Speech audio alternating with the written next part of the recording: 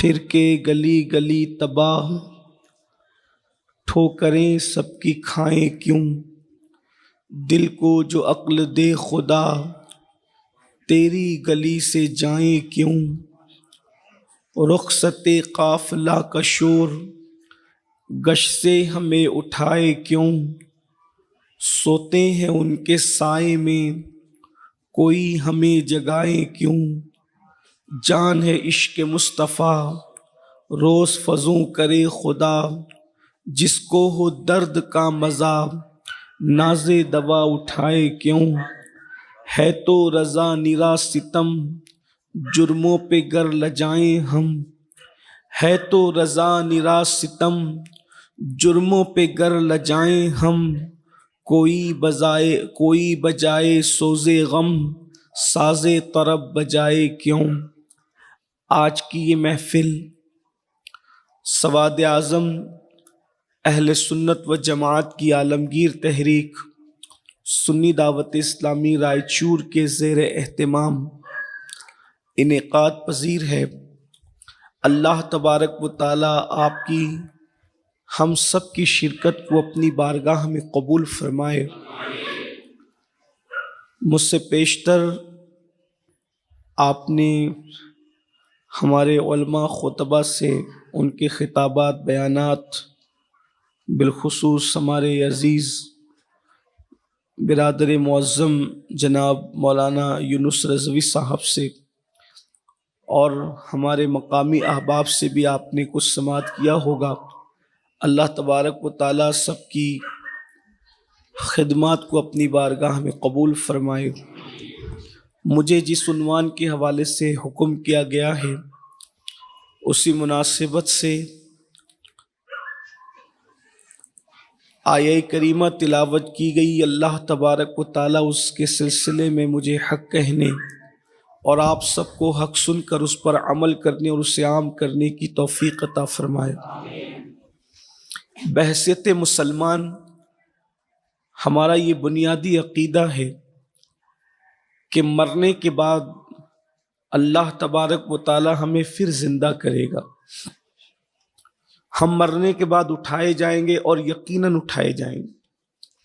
اگر اس میں کسی کو شک ہے کہ مرنے کے بعد اٹھایا نہیں جائے گا تو اس کا اسلام سے کوئی تعلق نہیں ہے۔ مسلمان ہونے کے لیے اس پر ایمان لانا فرض ہے، جیسے اللہ کو ماننا، اس کے رسولوں کو ماننا، اس کی کتاب کو ماننا۔ تو ظاہر سی بات ہے کہ کتاب میں تو کثرت کے ساتھ یہ آیا ہے کہ تمہیں مرنے کے بعد اٹھایا جائے اور ضرور اٹھایا جائے۔ جس نے پہلی مرتبہ ایک ننھے سے قطرے سے انسان کو پیدا کیا اور ماں کے شکم کے اندر شکل بنائی، تو جس کو پہلی مرتبہ پیدا کرنے میں کوئی محنت نہیں لگی، کوئی تردد نہیں ہوا، کوئی مشکل نہیں، اس نے کن فرما کر کے پیدا فرما دیا، تو جو پہلی بار پیدا کرنے پہ قدرت رکھتا ہے وہ دوسری مرتبہ بھی پیدا کر سکتا ہے۔ اور جب وہ دوسری مرتبہ انسان کو زندگی عطا کرے گا، پیدا فرمائے گا، زندہ کرے گا، اٹھائے گا، ارشاد فرماتا ہے وَمِنْهَا نُخْرِجُكُمْ تَارَةً أُخْرَىٰ، اسی مٹی سے تمہیں اٹھایا جائے گا۔ تو اس وقت جو اٹھایا جائے گا، پہلی مرتبہ زندگی دی عمل کے لیے، دنیا میں پہلی مرتبہ زندگی دی عمل کے لیے۔ الذی خلق الموت والحیات لیبلوکم ایکم احسن عملا، کہ ہم نے موت اور زندگی کو اس لیے پیدا کیا تاکہ ہم تمہیں آزمائیں، تمہارا امتحان لیں کہ کون تھوڑی سی زندگی کو پا کر اچھا عمل کرتا ہے۔ تو یہ دنیا کی زندگی جو پہلی مرتبہ زندگی ہے یہ عمل کے لیے ہے، جو چاہو کرو، ما شئت، جو چاہو کرو۔ اور جب دوسری مرتبہ زندگی دی جائے گی وہ آخرت کی زندگی ہے، تو دنیا میں جو کچھ کیا تھا اس کے حساب کے لیے دیا، یہاں پر کرنے کے لیے ہے اور یہاں جو کچھ کیا ہے اس کے حساب کے لیے اس وقت تو زندگی دی جائے گی، اس وقت تو اٹھایا جائے گا۔ انسان اپنی قبروں سے اٹھیں گے لوگوں کو اللہ تبارک و تعالیٰ پھر پیدا فرمائے گا، لیکن جس وقت اللہ تبارک و تعالیٰ حساب لے گا، وہ حساب کا منظر بھی بڑا عجیب ہے اور بڑا عظیم ہے۔ اور وہ حساب کا منظر یہ ہے، جس میدان کے اندر، جس گراؤنڈ کے اندر اللہ تعالیٰ جمع فرمائے گا حساب کے لیے، اس میدان کی کیفیت یہ ہوگی، نمبر ایک وہ اتنا بڑا ہوگا اس کا کوئی کنارہ نہیں، نمبر دو وہ جو زمین اس کی ہوگی گویا وہ فولادی زمین ہوگی، یعنی یہ مٹی والی زمین جس کا انسان تصور کرتا ہے، یہ مٹی والی زمین نہیں ہوگی بلکہ زمین فولادی ہوگی، فولاد کی زمین ہوگی۔ اگر سمجھانے کے لیے آسان زبان میں کہا جائے تو زمین تانبے کی ہوگی، اور وہ تانبے جیسی زمین اس کو سورج مکمل اپنی کشش سے جو ہے وہ تپا رہا ہوگا، اور انسان اور سورج کے درمیان صرف ایک ہاتھ کا فاصلہ ہوگا۔ جس وقت انسان کو اللہ حساب کے لیے کھڑا کرے گا، ذرا تصور کریں، ذرا غور فرمائیں، اور سننے سے زیادہ اس پر غور کرنے کی کوشش کریں، محسوس کرنے کی کوشش کریں، تصور میں لائیں۔ مئی کا مہینہ ابھی رخصت ہوا، اللہ اکبر، مئی کا مہینہ بلکہ ابھی رخصت بھی نہیں ہوا، مئی کے مہینے میں زندگی گزار رہے ہیں، اللہ اکبر، اپریل کا مہینہ رخصت ہوا اور مئی کے مہینے میں ہم زندگی گزار رہے ہیں۔ ذرا غور تو فرمائیں کہ انسان دوپہر کی چلچلاتی دھوپ میں گھر سے باہر نکلنے کی ہمت نہیں کرتا، انسان چلچلاتی دھوپ میں گھر کے باہر قدم رکھنے کی کوشش نہیں کرتا۔ یہ دھوپ ہے، یہ زمین ہے، یہ اپنا علاقہ ہے، اپنا شہر ہے، ہم چاہیں تو اے سی میں رہیں، ہم چاہیں تو پنکھوں میں رہیں، ہم چاہیں تو جیسا چاہیں لباس استعمال کریں، مگر اللہ اکبر، ذرا تصور میں لائیں، یہ باتیں کسی مولوی صاحب کی کہی ہوئی نہیں ہے، یہ بات تو مولا مصطفیٰ جان رحمت صلی اللہ علیہ وآلہ وسلم نے اپنی امت کو پہلے ہی آگاہ کرنے کے لیے فرما دیا۔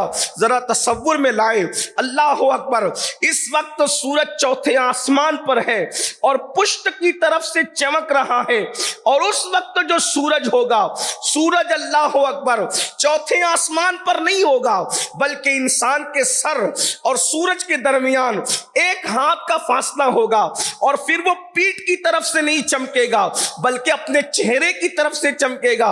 اللہ کے سچے رسول صادق و مصدوق صلی اللہ علیہ وآلہ وسلم اس یوم حساب کی کیفیت کو بیان کرتے ہوئے ارشاد فرماتے ہیں، اللہ اکبر، انسان جو ہے اس سورج کی تپش کی وجہ سے کیفیت یہ ہوگی کہ لوگوں کے سر میں بھیجے اس طریقے سے کھولتے ہوں گے جس طریقے سے چولہے پہ رکھی ہوئی ہانڈیوں کے اندر پانی کھولتا ہے، اس طرح کھوپڑیوں کے اندر بھیجے کھول رہے ہوں گے۔ یوم حساب کا تصور تو کیا جائے، ابھی یہاں نیک اور بد کی کوئی تمیز نہیں ہے، ابھی یہاں نیک اور بد کا کوئی تذکرہ نہیں ہے، یعنی گنہگار اور نیکوکار، پرہیزگار، فاسق و فاجر، ابھی اس کا کوئی تذکرہ نہیں ہے، ابھی نمازی اور بے نمازی کا کوئی ذکر نہیں ہے۔ اللہ اکبر، یہ انسان کی کیفیت ہے جس میدان کے اندر انسان اللہ کو حساب دینے کے لیے کھڑے ہوں گے، اس کی کیفیت یہ ہے، سورج چمک رہا ہے، اپنے چہرے کی طرف سے انسان کے وجود کے اندر، کھوپڑیوں کے اندر بھیجے کھول رہے ہیں، اور ناک کے ذریعے سے وہ بھیجا بہ کر کے باہر نکل رہا ہے، آنکھیں پگھل رہی ہے، آنکھیں پگھل پگھل کر کے بہ رہی ہے، اللہ اکبر۔ اور پھر میرے آقا صادق و مصدوق سچے نبی صلی اللہ علیہ وآلہ وسلم ارشاد فرماتے ہیں کہ انسان پسینے کے اندر ہے، کوئی گھٹنوں تک پسینے میں غرق ہے، کوئی کمر تک پسینے میں غرق ہے، کوئی کندھوں تک پسینے میں غرق ہے، کوئی پسینے میں ڈبکیاں لے رہا ہے، اور پھر اللہ کی قدرت، اللہ کی شان، یعنی پسینے کا دریا نہیں ہوگا بلکہ جو جتنے پسینے میں غرق ہوگا اس کا پسینہ اسی تک محدود رہے گا، اور وہ جہاں جہاں جائے گا اس کا پسینہ اس کے ساتھ ساتھ جائے گا، یعنی ایک کا پسینہ دوسرے کو تکلیف نہیں پہنچائے گا، دوسرے کا پسینہ اس کے پسینے سے نہیں مل رہا ہوگا بلکہ پسینہ جس کا ہوگا وہ اسی کے اندر ڈبکیاں لے رہا ہوگا۔ اللہ اکبر، اور وہ پسینہ بھی کھول رہا ہوگا۔ پیاس کی شدت یہ ہوگی کہ زبان سینے پہ لٹک رہی ہوگی، جیسے گرمی میں کتے کی زبان اس کی لٹکتی رہتی ہے، ویسے پیاس کی وجہ سے انسان کی زبان انسان کے سینے پہ لٹک رہی ہوگی۔ اس وقت انسان اتنی تکلیف میں ہوگا، اتنی مشکل میں ہوگا، اتنی پریشانی میں ہوگا کہ لوگ تمنا کر رہے ہوں گے جلدی سے حساب کتاب کی یہ تکلیف ختم ہو جائے۔ حتیٰ کہ یہاں تک روایتوں میں آیا ہے لوگ اس تکلیف سے تنگ آ کر کے یہاں تک تمنا کریں گے کہ اگر ہمیں جہنم میں ڈالنا ہو تو جہنم ہی میں ڈال دیا جائے، لیکن کم سے کم حساب کی تکلیف سے چھٹکارا دے دیا جائے، میدان محشر کی تکلیف سے چھٹکارا دے دیا جائے۔ اے میری قوم کے جوانوں، اے مسلمانوں، میرے آقا صلی اللہ علیہ وآلہ وسلم کے دیوانوں، یہ کیفیت سے سب کو گزرنا ہے۔ قرآن کہتا ہے مالکی یوم الدین، وہ روز جزا کا مالک ہے۔ ایحسب الانسان ان یترک سدی، کیا انسان یہ تصور کرتا ہے کہ اس سے حساب نہیں لیا جائے گا؟ اللہ اکبر۔ اس کیفیت کے اندر اب تھوڑا تصور میں لاؤ، جو بہت سارے سوالات ہونے ہیں، جو بہت سارا پوچھا جانا ہے، ان میں سے ایک سوال یہ بھی ہے، اب وہ کیفیت ہے، میں سمجھتا ہوں اللہ اکبر، انسان اگر تقریر کر رہا ہو اور دو چار بچے جو ہیں پٹاخہ پھوڑنے میں لگ جائیں تو انسان کے ذہن سے تقریر کے مضامین نکل جاتے ہیں۔ کوئی بندہ شاعری کر رہا ہو اور کہیں پر ڈھول پیٹنے کی آواز آ جائے تو شاعری کے مضامین ذہن سے نکل جاتے ہیں۔ انسان کچھ لکھ رہا ہو اور خود کا بچہ رونے لگ جائے تو انسان کے ذہن سے مضامین نکل جاتے ہیں۔ ہائے ہائے ہائے، وہ کیا کیفیت ہوگی؟ سورج سر پر ہے، بھیجا کھول رہا ہے، ناک کے ذریعے بہ رہا ہے، انسان پسینے میں ڈبکیاں لگا رہا ہے، آنکھیں بہ رہی ہے، بہ کر کے آنکھیں چہرے پر آتی ہیں، پسینے میں ڈبکیاں ہیں، انسان اللہ اکبر یہ کیفیت سے دو چار ہے کہ پسینہ بھی کھولتا ہوا ہے، پیاس کی اتنی شدت ہے کہ انسان کی زبان اس کے سینے پہ لٹک رہی ہے، اور اس وقت مختلف سوالات کیے جانے ہیں۔ سوال کرنے والا کون ہے؟ اللہ اکبر، وہ غیور وحدہ لا شریک، اللہ وہ سوال کر رہا ہے۔ اللہ اکبر، فرشتوں کو نہیں سونپا گیا معاملہ، اللہ خود حساب لے رہا ہے اپنے بندوں سے۔ اللہ اکبر، اللہ پوچھ رہا ہے بہت ساری چیزیں، اس میں سے ایک سوال جس کی میں نے تلاوت کی، اللہ پاک ارشاد فرماتا ہے ثم لتسألن یومئذ عن النعیم، اس دن تم سے اللہ نعیم کے بارے میں پوچھے گا، نعیم کے بارے میں پوچھے گا، نعیم کے بارے میں پوچھے گا۔ نعیم کا مطلب کیا ہے؟ اس کی مختلف تفسیریں کی گئی ہیں، مختلف اقوال ہیں، لیکن آج کا جو عنوان دیا اس عنوان کی مناسبت سے وہی قول لیا جائے گا جو آپ کے سامنے پیش کرنا ہے۔ مختلف اقوال ہے، نعیم کا کیا مطلب ہے؟ اللہ تم سے نعیم کے بارے میں پوچھے گا تو ایک مطلب نعیم کا یہ ہے اللہ تم سے تمہاری جوانی کے بارے میں سوال کرے گا۔ اس وقت وہ کیفیت کو یاد کرو، ذرا تصور میں لاؤ، ماہ رمضان شریف کے مہینے میں گرمی کی وجہ سے افطار کے وقت جب دسترخوان پہ انسان بیٹھتا ہے تو اس وقت پیاس کی وجہ سے اس کی کیفیت کیا ہوتی ہے؟ مسلمانوں ذرا غور کرو، زبان سینے پہ لٹک رہی ہے، آنکھیں بہ رہی ہے، ناک سے بیجا بار آ رہا ہے، پسینے میں شرابوری کا عالم ہے۔ خدا قہار وحدہ لا شریک انسان سے ان کی جوانی کے بارے میں پوچھ رہا ہے، بتاؤ اپنی جوانی کی راتوں کو تو نے کہاں گزارا، اپنی جوانی کے دن کو تو نے کہاں گزارا، اپنی جوانی کے وقت کو تو نے کہاں گزارا؟ بالخصوص جوانی کے بارے میں سوال ہو رہا ہوگا۔ اب مجھے بتائیں اس کیفیت کے اندر انسان اپنی جوانی کو اللہ اکبر کہاں اور کیسے گزارا؟ رب کی بارگاہ میں جواب دینا ہوگا۔ ذرا اپنے آپ میں ڈوب کر کے سوچو، اے میری قوم کے شاہین صفت جوانوں، آپ سے پوچھنا چاہتا ہوں، اللہ اکبر، رب تبارک و تعالیٰ کی بارگاہ میں کیا ہم اپنی جوانی کا حساب دے سکیں گے؟ آپ ہو یا ہم ہو یا اور کوئی ہو، ذرا غور تو کریں، اپنی راتیں کہاں گزر رہی ہے, اپنی راتیں کس طرح گزر رہی ہے, اپنی صبح کس طرح گزر رہی ہے, اپنی شام کس طرح گزر رہی ہے. میرے بھائیوں, اس دن نبیوں کی زبان پر بھی حدیث پاک میں آیا ہے نفسی نفسی ہوگا. سید الانبیاء کے علاوہ ہر نبی کی زبان پہ نفسی نفسی ہوگا. بلکہ ایک حدیث سن لیں پھر آپ کو اندازہ ہوگا. یہاں تو لوگ کہتے ہیں جو ہوگا دیکھا جائے گا, جو ہوگا دیکھا جائے گا. میرے بھائیوں, ابن کثیر لکھتے ہیں اللہ اکبر, اللہ پاک قیامت کے دن حضرت عیسیٰ علیہ السلام سے ایک سوال کرے گا. عیسیٰ علیہ السلام سے ایک سوال, وہ بھی حساب لینے کے لیے نہیں, عیسائیوں کو رسوا کرنے کے لیے, نصارہ کو رسوا کرنے کے لیے, حضرت عیسیٰ پر لگے ہوئے الزام کو ختم کرنے کے لیے اللہ پاک حضرت عیسیٰ سے سوال کرے گا, اے عیسیٰ کیا تم نے اپنی قوم کو یہی درس دیا تھا کہ میرے بعد تم مجھے خدا بنا لینا اور مجھے خدا کا بیٹا کہنا شروع کرنا, کیا یہ بات تم نے سکھائی تھی؟ حالانکہ عیسائی کہتے ہیں کہ عیسیٰ خدا کے بیٹے ہیں, اور اللہ قرآن میں بیان کر چکا کہ وہ ابن اللہ نہیں بلکہ عبداللہ ہیں. اللہ اکبر, حجت تمام ہو چکی, لیکن قیامت میں اللہ عیسائیوں کو رسوا کرنے کے لیے, حساب لینے کے لیے نہیں, عظمت عیسیٰ کے اظہار کے لیے, وقار عیسیٰ کے اظہار کے لیے, شان عیسیٰ کے اظہار کے لیے اور عیسائیوں کو رسوا کرنے کے لیے ایک سوال کرے گا. کیا تم نے کہا تھا عیسیٰ کو, عیسیٰ تم نے کہا تھا اپنی قوم کو کہ مجھے خدا کا بیٹا بنا لینا؟ اس صرف ایک سوال پر حضرت عیسیٰ پر اللہ کا اتنا خوف طاری ہوگا, اللہ کی اتنی خشیت طاری ہوگی کہ حضرت عیسیٰ کے بال کھڑے ہو جائیں گے, جسم کے بال, اور ہر بال سے خون کی پھواریں نکلنے لگے گی. اس ایک سوال پر وہ حساب کے لیے نہیں ہوگا. اللہ اکبر, وہ عیسیٰ جو کنواری ماں سے پیدا ہوئے, وہ عیسیٰ جو بتول سے پیدا ہوئے, وہ عیسیٰ جو کلمت اللہ ہے, وہ عیسیٰ جو روح اللہ ہے, وہ عیسیٰ جنہوں نے پالنے سے کلام کیا ہے. ایک سوال میرا اللہ فرمائے گا, ایک سوال, عیسیٰ کیا تم نے کہا تھا خدا بنا لیا جائے گا تمہیں؟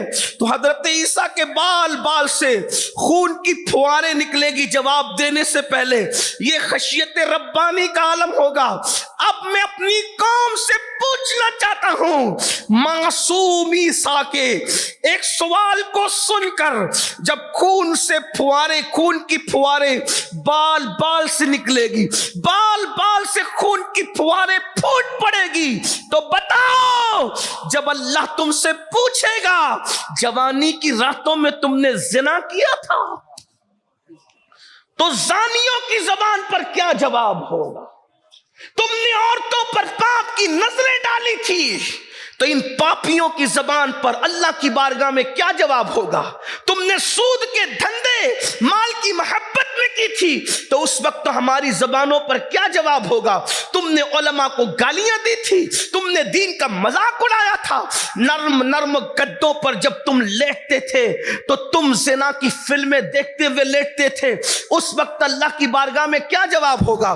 اب یہاں ہنسنے کی بات نہیں, کوئی مشاعرہ تو نہیں, لیکن تھوڑی توجہ تو کریں. کتنا دین کو کھلواڑ سمجھو گے, کتنا دین کو تماشا بناؤ گے؟ سوچو کہاں وہ معصوم جان, اللہ اکبر, جس کو خدا عرصہ دراز تک چوتھے آسمان پہ اٹھا کر کے رکھتا ہے. اندازہ فرمائے, اور قریب قیامت اسلام کی حقانیت کے اعلان کے لیے انہیں پھر زمین پر بھیجا جائے گا, اور پھر اللہ اکبر گنبد خضرا میں انتظار ہے زمین کو کہ حضرت عیسیٰ اس مقدس زمین پر رسول اللہ کے پہلو میں آرام کریں گے. وہ عیسیٰ کلمت اللہ, روح اللہ. ایک سوال کے جواب میں خون کی پھوارے بال سے نکل پڑے. اپنے آپ میں ڈوب کر سوچو, ارے نہیں مولانا, اللہ رحمان و رحیم ہے, ستار و غفار ہے. میں کہتا ہوں کیا یہ اللہ رحمان و رحیم ہے حضرت عیسیٰ کو پتہ نہیں ہے؟ نفسی نفسی کہنے والوں کو پتہ نہیں ہے. اللہ اکبر. میرے امام کہتے ہیں کس بلا کی میں سے ہے سرشار ہم, دن ڈھلا ہوتے نہیں ہوشیار ہم. اللہ اکبر. اپنی ستاری کا یا رب واسطہ ہو نہ رسوا برسرے بازار ہم. ذرا غور تو فرمائیں, دنیا کے امتحان میں اگر ناکام ہو گئے تو پھر کامیابی کے چانسز ہے, مگر اللہ کے امتحان میں ناکام ہو گئے تو بتاؤ کیسے کامیابی ملے گی, کون کامیاب کرائے گا. اللہ پاک ارشاد فرماتا ہے ہم اس ماحول میں تم سے تمہاری جوانی کے بارے میں پوچھیں گے. اللہ اکبر. جوانی اللہ کو پسند, جوان اللہ کو پسند, جوانی بڑی قیمتی ہے. اللہ اکبر. اور جوانی کے بارے میں مولائے کائنات سید السادات سیدنا علی مرتضیٰ کرم اللہ تعالی وجہ الکریم ارشاد فرماتے ہیں جوانی کی ایسے ہی قدر کرو جیسے کسی شریف مہمان کی عزت کرتے ہو. ہر شریف مہمان جانے کے لیے آتا ہے, ایسے ہی جوانی بھی جانے کے لیے آتی ہے. اور مہمان 3 دن تک رہتا ہے, 3 دن سے زیادہ نہیں رہتا, اور جو 3 دن سے زیادہ رہتا ہے وہ مہمان نہیں ہو سکتا بلا تمثیل. اللہ اکبر. مہمان 3 دن تک رہتا ہے اور جوانی صرف 30 سال رہتی ہے. 16 سال سے شروع ہوتی ہے, 46 اور 50 سال کے آنے تک انسان کو ختم ہو جاتی ہے. اللہ اکبر. اس جوانی کے بارے میں خصوصیت کے ساتھ سوال ہوگا. اسی لیے جوانوں کو ٹارگٹ کیا جاتا ہے, جوانی کو ٹارگٹ کیا جاتا ہے, اور اسلام دشمن طاقتیں بالخصوص جوانوں کو ٹارگٹ کر کے ان کو جرائم میں مبتلا کرنا چاہتی ہے, ان کو گناہ میں مبتلا کرنا چاہتی ہے. جانتی ہے دنیا کہ مکے کی سرزمین پر آخری نبی نے جو انقلاب پیدا کیا تھا وہ بڈھوں سے نہیں پیدا کیا تھا بلکہ جوانوں سے پیدا کیا تھا. اسی لیے تو آقا ارشاد فرماتے ہیں لوگوں جوانوں کی قدر کرو. آقا فرماتے ہیں جوانوں کی قدر کرو, کیونکہ جب میں نے نبوت کا اعلان کیا تو مکے کے بڈھوں نے میری دعوت کو رد کر دیا, مگر مکے کے جوانوں نے میری دعوت کو قبول کر لیا. آپ اندازہ فرمائیں سب سے زیادہ عمر والے جو صحابی ہیں وہ سیدنا ابو بکر صدیق ہیں. مکے میں جن عمر والوں نے کلمہ پڑھا تھا ان میں بڑی عمر کے آدمی سیدنا صدیق اکبر ہے. اور صدیق اکبر کی عمر جب آپ نے کلمہ پڑھا اس وقت 37 سال کی تھی, 37 ایئرز کی آپ کی عمر شریف تھی. اللہ اکبر. 37 سال کے تھے, یعنی سب سے بڑی عمر کے صحابی 37 سال کے تھے. اور 37 سال میں بڑھاپا نہیں آتا بلکہ عین جوانی کی کیفیت ہوتی ہے. اللہ اکبر. سیدنا سعد ابن ابی وقاص فرماتے ہیں احد کی جنگ میں نے سینے پہ جو تیر روکے تھے اس وقت میری عمر 16 یا 17 سال کی تھی اور میرے چہرے پر ابھی داڑھی کے بال نکلنا شروع بھی نہیں ہوئے تھے. اللہ اکبر. ہر صحابی جوان تھا. اللہ اللہ. جانتے ہو جس بلال نے سینے پر پتھر لیے تھے وہ بلال حبشی بھی جوان ہے, حضرت سعد بھی جوان ہے, حضرت سعید بھی جوان ہے, طلحہ و زبیر بھی جوان ہے, عثمان ابن عفان بھی جوان ہے, عمر ابن خطاب رضی اللہ تعالیٰ عنہ 27 سال کے جوان ہیں. یہ سب کے سب جوان تھے. اللہ اکبر. دنیا جانتی ہے جوانوں سے انقلاب آیا, اب وہ ہمارے جوانوں کو وہ جوانی نہیں پانے دینا چاہتے جو جوانی صدیق اکبر کے پاس تھی, وہ جوانی جو فاروق اعظم کے پاس تھی. اے میری قوم کے جوانوں, اگر قوم کی بیٹیاں بھی سن رہی ہیں تو ماں اور بہنوں سے بھی میری گزارش ہے, مرد کی جوانی ہو یا عورت کی جوانی ہو, جوانی بہت قیمتی ہے. اللہ اکبر. اللہ کے رسول صلی اللہ علیہ وآلہ وسلم ارشاد فرماتے ہیں, ذرا دھڑکتے دل سے اس حدیث کو سن لیں. آقا ارشاد فرماتے ہیں جو جوان حرام کاموں سے بچے, جو جوان حرام کاموں سے بچے اور فرض کاموں پر لگ جائے, عبادت کرے, اللہ پاک اسے 70 صدیقوں کے برابر ثواب عطا فرماتا ہے. 1-2 صدیق نہیں, 70 صدیقوں صدیقوں کا ثواب. اور صدیق کسے کہتے ہیں؟ ولی سے بڑا مرتبہ صدیق کا ہے, شہیدوں سے بڑا مرتبہ صدیق کا ہے. مرتبہ نبوت کے بعد سب سے بڑا مرتبہ اگر اسلام میں کسی کا ہے تو نبوت کے بعد صدیقیت ہے. لوگ ولی بننے کی بات کرتے ہیں. ارے جوانی کی راتوں کو حرام کاموں سے بچا لو اور حلال کرنے لگ جاؤ. ایک دو نہیں, 70 صدیقوں کا ثواب کی بشارت دی جا رہی.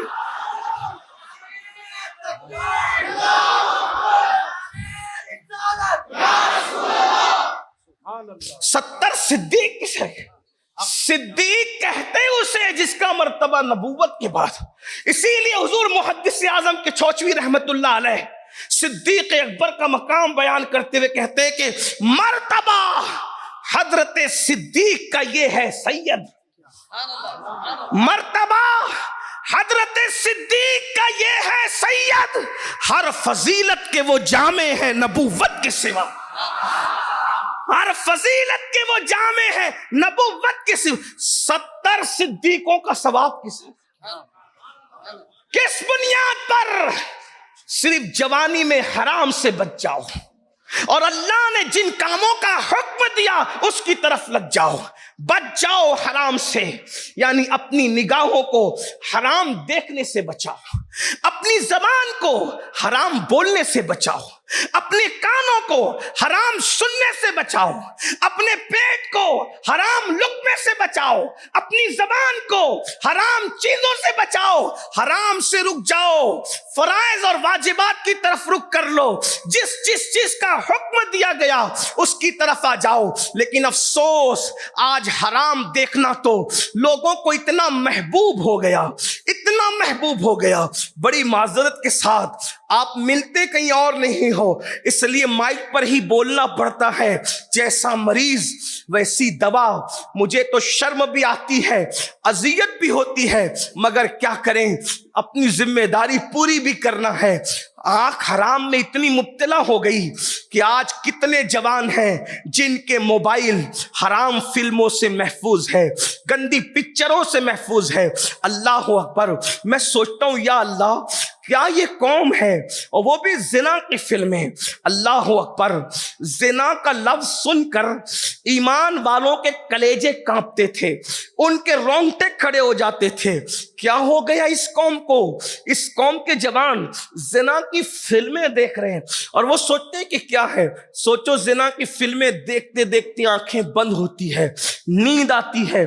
اللہ اکبر. آئیے ایک کال سن لیں. کس کا؟ سیدنا سلمان فارسی کا. غور سے سنیں, ہو سکے تو دل پہ نقش کریں. اللہ اکبر. سیدنا سلمان فارسی کہتے ہیں, اور یہ سلمان فارسی کون ہے پتہ ہے؟ آقا علیہ السلام نے فرمایا میرے اللہ نے مجھے حکم دیا ہے. ذرا حدیث کے تیور پر نظر کرنا. عظمت بیان کرنے کے لیے حضور علیہ السلام کیا شان بیان کرنے کا انداز ہے. فرمایا میرے اللہ نے مجھے حکم دیا کہ اے محبوب میں 4 لوگوں سے محبت کرتا ہوں, تو بھی ان 4 سے محبت کیا کر. محبوب خدا کو کہا جا رہا ہے میں جن 4 سے محبت کرتا ہوں تو بھی ان 4 سے محبت کیا کر. میں نے پوچھا اللہ وہ 4 کون ہے جس سے تو محبت کرتا ہے, میں بھی محبت کروں؟ تو اللہ نے فرمایا ان میں سے ایک سلمان فارسی ہے. سلمان سے میں محبت کرتا ہوں, تم بھی محبت کیا کرو. دوسرا علی ابن ابو طالب ہے, علی سے میں محبت کرتا ہوں, تم بھی محبت کیا کرو. تیسرا مقداد ہے, میں اس سے محبت کرتا ہوں, تم بھی کیا کرو. چوتھا ابو ذر غفاری ہے, میں ان سے محبت کرتا ہوں, تم بھی کیا کرو. الگ الگ انداز میں الگ الگ صحابہ کی عظمت کو بیان کیا گیا. اندازہ فرمائیں حضور کے صدقے سب محبوب ہے, لیکن ان کی عظمت کو حضور ہی کے ذریعے اجاگر کیا جا رہا ہے. سوچو جن کو اللہ اپنے محبوب کو کہے کہ محبوب آپ ان سے محبت کریں, وہ کیا ہستیاں ہوگی. بلکہ ایک حدیث حدیث پاک یہ بھی ہے کہ جنت 3 لوگوں کی مشتاق ہے، جنت کو 3 لوگوں کا اشتیاق کا انتظار ہے، ان میں سے ایک ابو ذر ہے، ایک سلمان فارسی ہے، اور ایک علی ابن ابو طالب ہے۔ حدیث پاک میں الگ الگ انداز میں بات آئی ہے۔ اور یہ سلمان کون ہے؟ خون کے اعتبار سے ان کا رسول اللہ سے کوئی رشتہ نہیں ہے بظاہر، مگر حضور نے کیا عظمت عطا کی، فرمایا سلمان میری اہل بیت سے ہے، فرمایا سلمان میری اہل بیت سے ہے۔ اور یہ بھی سن لے، سیدہ فاطمہ الزہرا کے گھر پر بہت زیادہ لوگوں کو جانے کی اجازت نہ تھی، چند مخصوص لوگ تھے جن کو سیدہ کے دروازے تک جانے کی اجازت تھی، ان میں سے ان خوش نصیبوں میں ایک سیدنا سلمان فارسی بھی تھے جن کو بار بار سیدہ کے گھر جانے کی اجازت دی جاتی۔ یہ وہ سلمان فارسی ہے۔ اور آقا فرماتے ہیں سلمان کا زہد سب کے زہد سے بڑھ کر ہے۔ اگر سلمان فارسی پر گفتگو ہو تو اسی پر بات مکمل ہو، لیکن میرا عنوان وہ نہیں، ورنہ منتظمین جو ہے وہ یہ تصور کریں گے کہ کہیں عنوان کچھ دیا تھا بات کچھ ہو گئی۔ مگر ایک بات بتا دوں، سیدنا سلمان فارسی، آپ زہد کی انتہا لگا لیں، آدمی کتنا زاہد ہو سکتا ہے، زاہد مطلب کتنا پرہیزگار ہو سکتا ہے۔ میرے بھائی محلے کا کارپوریٹر جو بنتا ہے، رائچور کی بات نہیں کر رہا ہوں، دنیا بھر کی، جو محلے کا صرف کارپوریٹر بن جائے نا تو اس کا گھر سال بھر میں بدل جاتا ہے، اس کا گھر سال بھر میں بدل گاڑی اس کی سال بھر میں بدل جاتی ہے، لباس اس کا سال بھر میں بدل جاتا ہے۔ یہ محلے کا چھوٹے سے محلے کا کارپوریٹر ہے جس کی تنخواہ لیگلی طور پر چند ہزار روپے ہوتی ہے، مگر یہ میرے نبی کے صحابی سلمان فارسی، سلمان محمدی ہے، پورے عراق کا گورنر بنایا گیا، عراق کا، لیکن سلمان فارسی کا خود کا گھر بھی نہیں تھا، ایک چھت کے نیچے بھی نہیں رہتے تھے، بغیر چھت کے ایک درخت کے نیچے رہا کرتے تھے۔ عراق میں مدائن کے اندر وہ پہلا اور آخری گورنر ہے جو چھت کے بغیر زندگی گزار گیا۔ اندازہ فرمائے جو چھت کے بغیر زندگی گزار گیا اسے سلمان فارسی کہتے ہیں۔ سوچو ایسے زاہدوں کو جس نے تیار کیا ہو، اس محمد الرسول اللہ کے تقوی کا عالم کیا ہو، اس حضور کی عظمت کا عالم کیا ہوگا، ان کی بزرگی کا عالم کیا ہوگا۔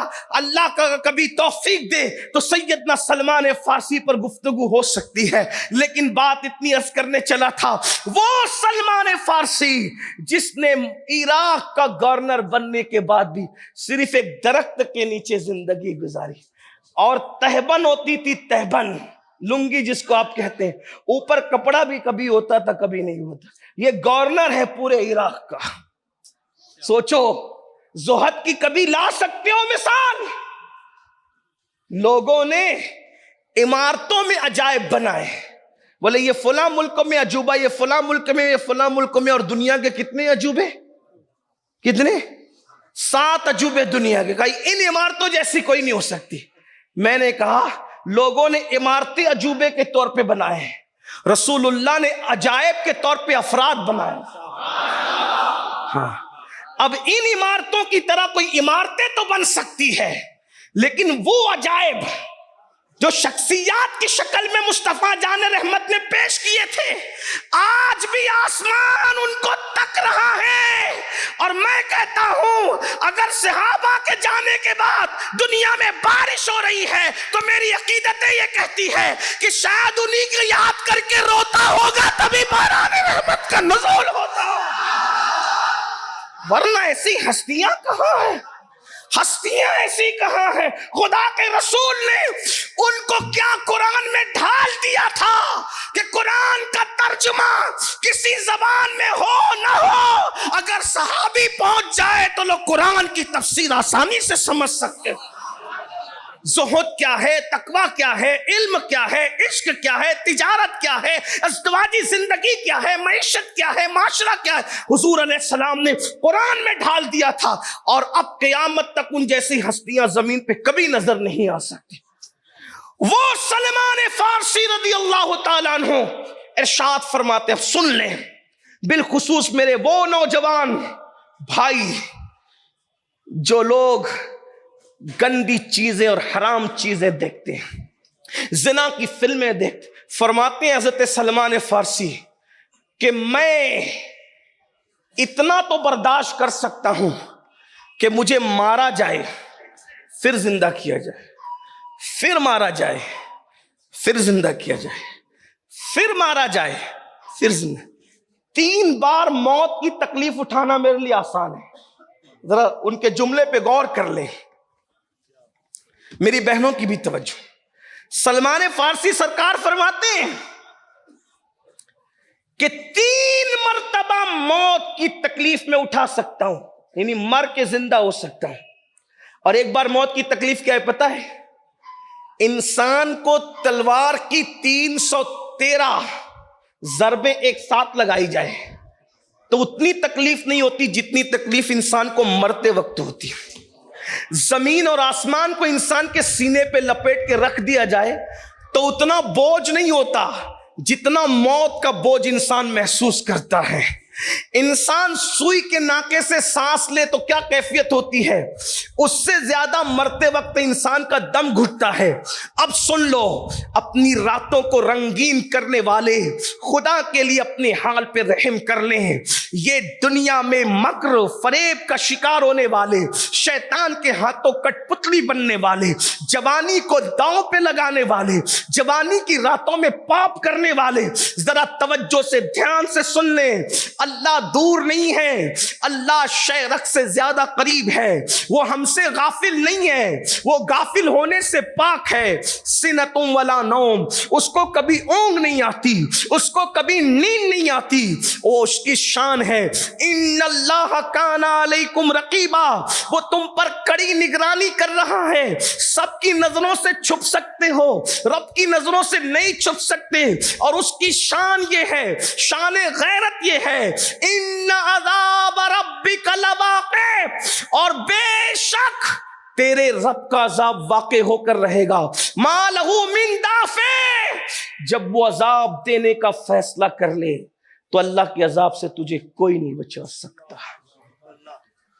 مقرب سے مقرب بندہ بھی اگر دعا کر دے اور وہ فیصلہ کر لے تو اللہ اس مقرب بندے سے کہہ دیتا ہے تو نے دعا نہیں کرنا, تو میرا محبوب بندہ ہے, تو نے, میں فیصلہ کر چکا. وہ اے شان کما, کیا غیور اور غیرت والا ہے.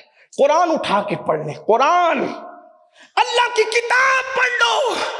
جس وقت لوط علیہ السلام کی قوم پر اللہ نے عذاب نازل کرنے کا فیصلہ کر لیا, بڑے نرم دل پیغمبر حضرت ابراہیم خلیل کو پتہ چلا کہ لوط کی قوم پہ عذاب آنے والا ہے, لوط میرا بھتیجا ہے. ہاتھ اٹھا کر عرض کی مولا تو نے اپنا خلیل بنایا ہے, قوم لوط کو عذاب سے بچا لے. تو جواب آتا ہے, اس کا مفہوم پیش کر رہا ہوں, میرے خلیل تو میرا چہیتا اور پیارا ہے, تیری دعا تو قبول ہے, مگر ان کے لیے دعا نہ کرنا کیونکہ میں عذاب نازل کرنے کا فیصلہ کر چکا ہوں. اور جب میں فیصلہ کر لیتا ہوں تو پھر اس کا فیصلہ ہے. لا تبدیل لکلمات اللہ, اللہ کا فیصلہ نہیں بدلتا, اللہ کے کلمات نہیں بدلتے. اللہ اکبر. اور پھر عذاب کی شان کا اللہ اکبر, خود ارشاد فرماتا ہے ان بطش ربک لشدید, تیرے رب کی پکڑ بڑی سخت ہے.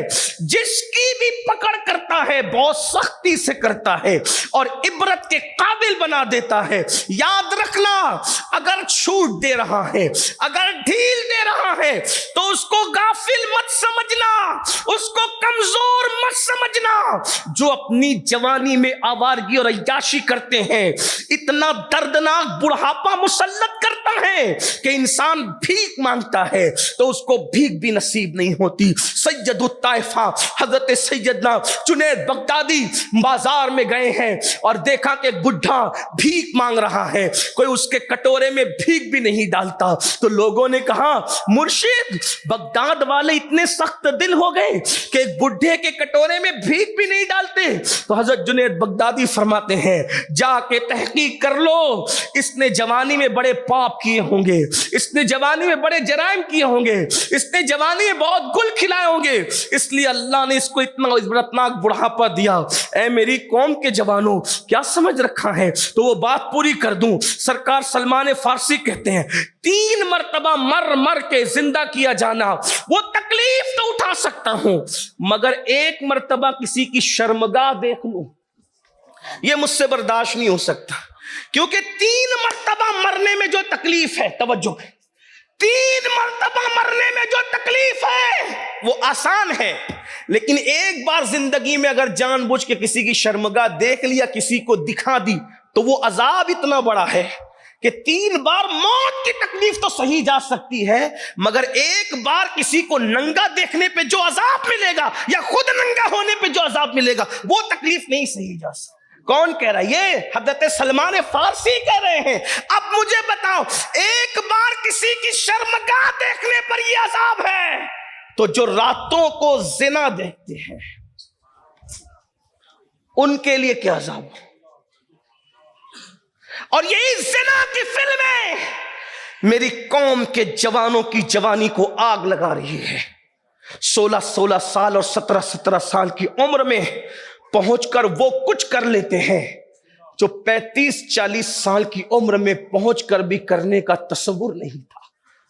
آج جوانیاں لٹ رہی ہیں, جوانیاں برباد ہو رہی ہیں. آج شریف ماں باپ سکون سے نہیں سو پا رہے. ہر ماں باپ کی تڑپ ہے یہ, میرا بچہ کہاں ہوگا, میری بچی کہاں ہوگی. اور جو ماں باپ سکون سے سو رہے ہیں کہ میرا بچہ تو بگڑ ہی نہیں سکتا, ان کو یہ بات کا احساس نہیں کہ جب نوح علیہ السلام کا بیٹا بگڑ گیا تو کون سی کھیت کی مولی ہے, آپ کہاں ہو. اللہ اکبر. نوح علیہ السلام کے دور میں یہ فلمیں تو نہیں تھی, یہ آوارگی تو نہیں تھی, یہ گندی تو چیزیں تو نہیں تھی, پھر بھی نبی کا بیٹا کیوں بگڑا پتہ ہے؟ نبی کا بیٹا, نبی کے قوم کے اندر کچھ بگڑے ہوئے لوگ تھے, صرف ان کے ساتھ بیٹھے بیٹھے وہ بگڑ گیا, نبی کا باغی ہو گیا. قرآن نے اس کے بارے میں کہا لیس من اہلک, اب یہ آپ کی آل سے نہ رہا, اور پھر کا اس کا عمل اچھا نہیں ہے. اللہ اکبر. غور فرمائیں, جو ماں باپ سکون سے اس کی سانس لے رہے ہیں, مجھے نہیں سمجھ میں آتا کہ آخر انہوں نے کون سی میں پی ہے اور کون سی گارنٹی لائی ہے. اللہ اکبر. الیاذ باللہ. ارے جب حضرت سعد ابن ابی وقاص, جنتی صحابی کا بیٹا سعد ابن ابی وقاص, عشرہ مبشرہ میں شامل سعد ابن ابی وقاص کا بیٹا بگڑ گیا, حضرت سیدنا امیر معاویہ کا بیٹا بگڑ گیا, اندازہ فرمائیں کیسے مقدس لوگوں کی اولادیں بگڑی. ہم لوگ سکون سے, اس دور میں تو لوگ اتنے گناہ کے معاملے کے اندر ترقی یافتہ تو نہیں تھی, اس دور تو یہ تو صحبتیں تھی, گندگی. آج کیا ہے؟ میں ان لوگوں کو جو بگڑے ہوئے ان کو کم مجرم نہیں بتا رہا ہوں, لیکن ایک بات کہتا ہوں کہ وہ اس وقت لوگ زنا کر سکتے تھے, زنا دیکھنے کا مزاج تو نہ تھا. آج کتنی گندی فلمیں ہیں, اور یہ گندی فلمیں کتنے گناہوں کی طرف لے جا رہی ہے. ایک گناہ تو یہ ہے کہ نوجوان اپنے ہاتھوں سے اپنی جوانی کو ضائع کرتے, بعد میں شادی کے قابل نہیں رہ جاتے, پاگل بھی ہو جاتے ہیں, پھانسی بھی لیتے ہیں. اس لیے کہ جب جوانی کو ہاتھوں سے ضائع کریں, اپنے ہاتھوں سے مشت زنی کریں, اس کے بارے میں اللہ کے رسول علیہ السلام فرماتے ہیں جو ہاتھوں سے جوانی کو ضائع کریں گے, قیامت کے دن ان کے ہاتھ حاملہ ہوں گے, حمل سے, اور ان کے بارے میں کہا جائے گا یہ وہ ظالم لوگ ہیں جنہوں نے اپنے ہاتھوں سے اپنی جوانیوں کو ضائع کیا. بہت حیا آتی ہے, لیکن کریں کیا؟ جس وقت کسی کے گھر میں آگ لگی ہو اور سرمایہ جل رہا ہو تو انسان آواز کی خوبصورتی دیکھے گا یا چیخ کر لوگوں کو بچانے کی کوشش کرے؟ اس وقت اس میں چیخ نہیں ہے. ایک گھر جلے تو انسان چیختا ہے, یہاں تو پورا معاشرہ جل رہا ہے, قوم کا ہر جوان جل رہا ہے. وہ جوان جس کو ڈاکٹر اقبال نے کبھی عقاب کہا تھا, وہ جوان جسے قوم کا سرمایہ کہا, وہ جوان, ہاں وہ میری قوم کا جوان تھا, وہ میری قوم کا جوان تھا, مسلمانوں کا جوان جس نے اندلس کے ساحل پہ کشتیاں جلائی تھی. وہ حوصلہ تھا تمہارے اندر, پاپ اور جرائم میں ڈوب کر کے بزدل بننے والے جوانوں, اللہ کرے میری آواز صرف رائچور تک محدود نہ رہتے ہوئے شرق غرب کے ہر جوان کے کان تک پہنچے۔ او بزدلو سائے سے ڈرنے والوں، موت کے نام سے گھبرانے والوں، پاپی ہوئے، مجرم ہوئے، جرائم پیشہ ہوئے، اس لیے تم بزدل ہو گئے۔ تم ہی تھے، تم نے اندلس کے ساحل پہ کشتیاں جلائی تھی، اور جب جلتی ہوئی کشتیوں کے بارے میں امیر قافلہ سے پوچھا گیا تھا کہ ہم نے کشتیاں کیوں جلا دی، تو یقین کے اس عظیم اللہ اکبر دائی نے اپنے بزرگوں پہ یقین کرتے ہوئے اور اپنے اللہ خدا وحدہ لا شریک پہ یقین کرتے ہوئے اس نے کہا تھا یا تو یہاں پر ہماری قبریں بنے گی یا تو ہم اندلس پر اسلام کا پرچم لہرا دیں گے۔ کشتیاں اس لیے جلائی ہیں کہ ایک شعور سے یہ بات نکل جائے کہ ہمیں خالی گھر لوٹنا ہے، ہم لوٹ کر نہیں جائیں گے، یا تو اسلام کو پھیلا دیں گے یا تو اسی زمین پہ مر کے دفن ہو جائیں گے۔ یہ یقین تھا ان کی زندگیوں کے اندر۔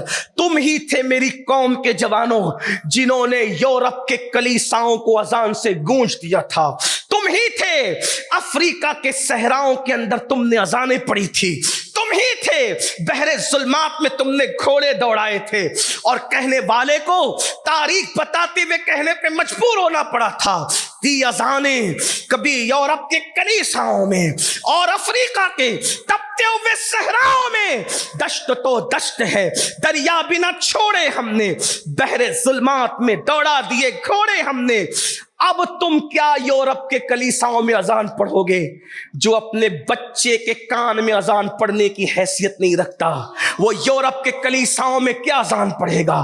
جو اپنے باپ کا جنازہ پڑھنے کی اوقات نہیں رکھتا وہ بحر ظلمات میں گھوڑے کیا دوڑائے گا؟ اسی لیے پیدا ہوئے تھے کہ محمد الرسول اللہ کا کلمہ پڑھ کے اسلام کو بدنام کرو گے، زنا کے اڈوں پہ جاؤ گے۔ بڑی معذرت کے ساتھ کوسنے نہیں آیا، بددعا دینے نہیں آیا، بانگے دیرا کے طور پہ تمہیں بیدار کرنے آیا ہوں۔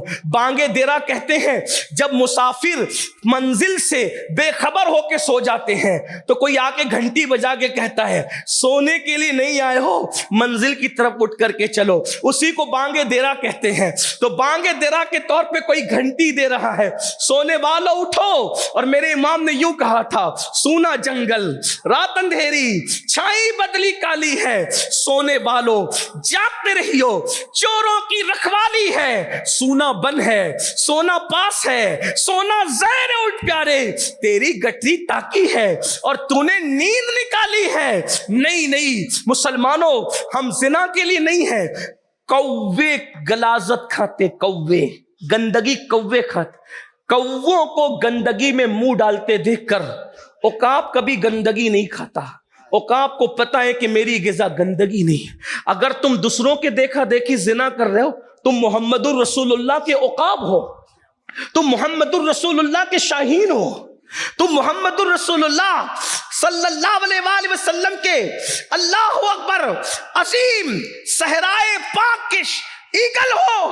تمہیں اپنی عظمت کا اندازہ کرنا چاہیے۔ حیرت ہے، ایک تو جوانی اس طرح ضائع کر رہے ہیں، دوسرے گندی فلمیں دیکھ کے زنا کر رہے ہیں، اور زنا کا وبال خوب جانتے ہو۔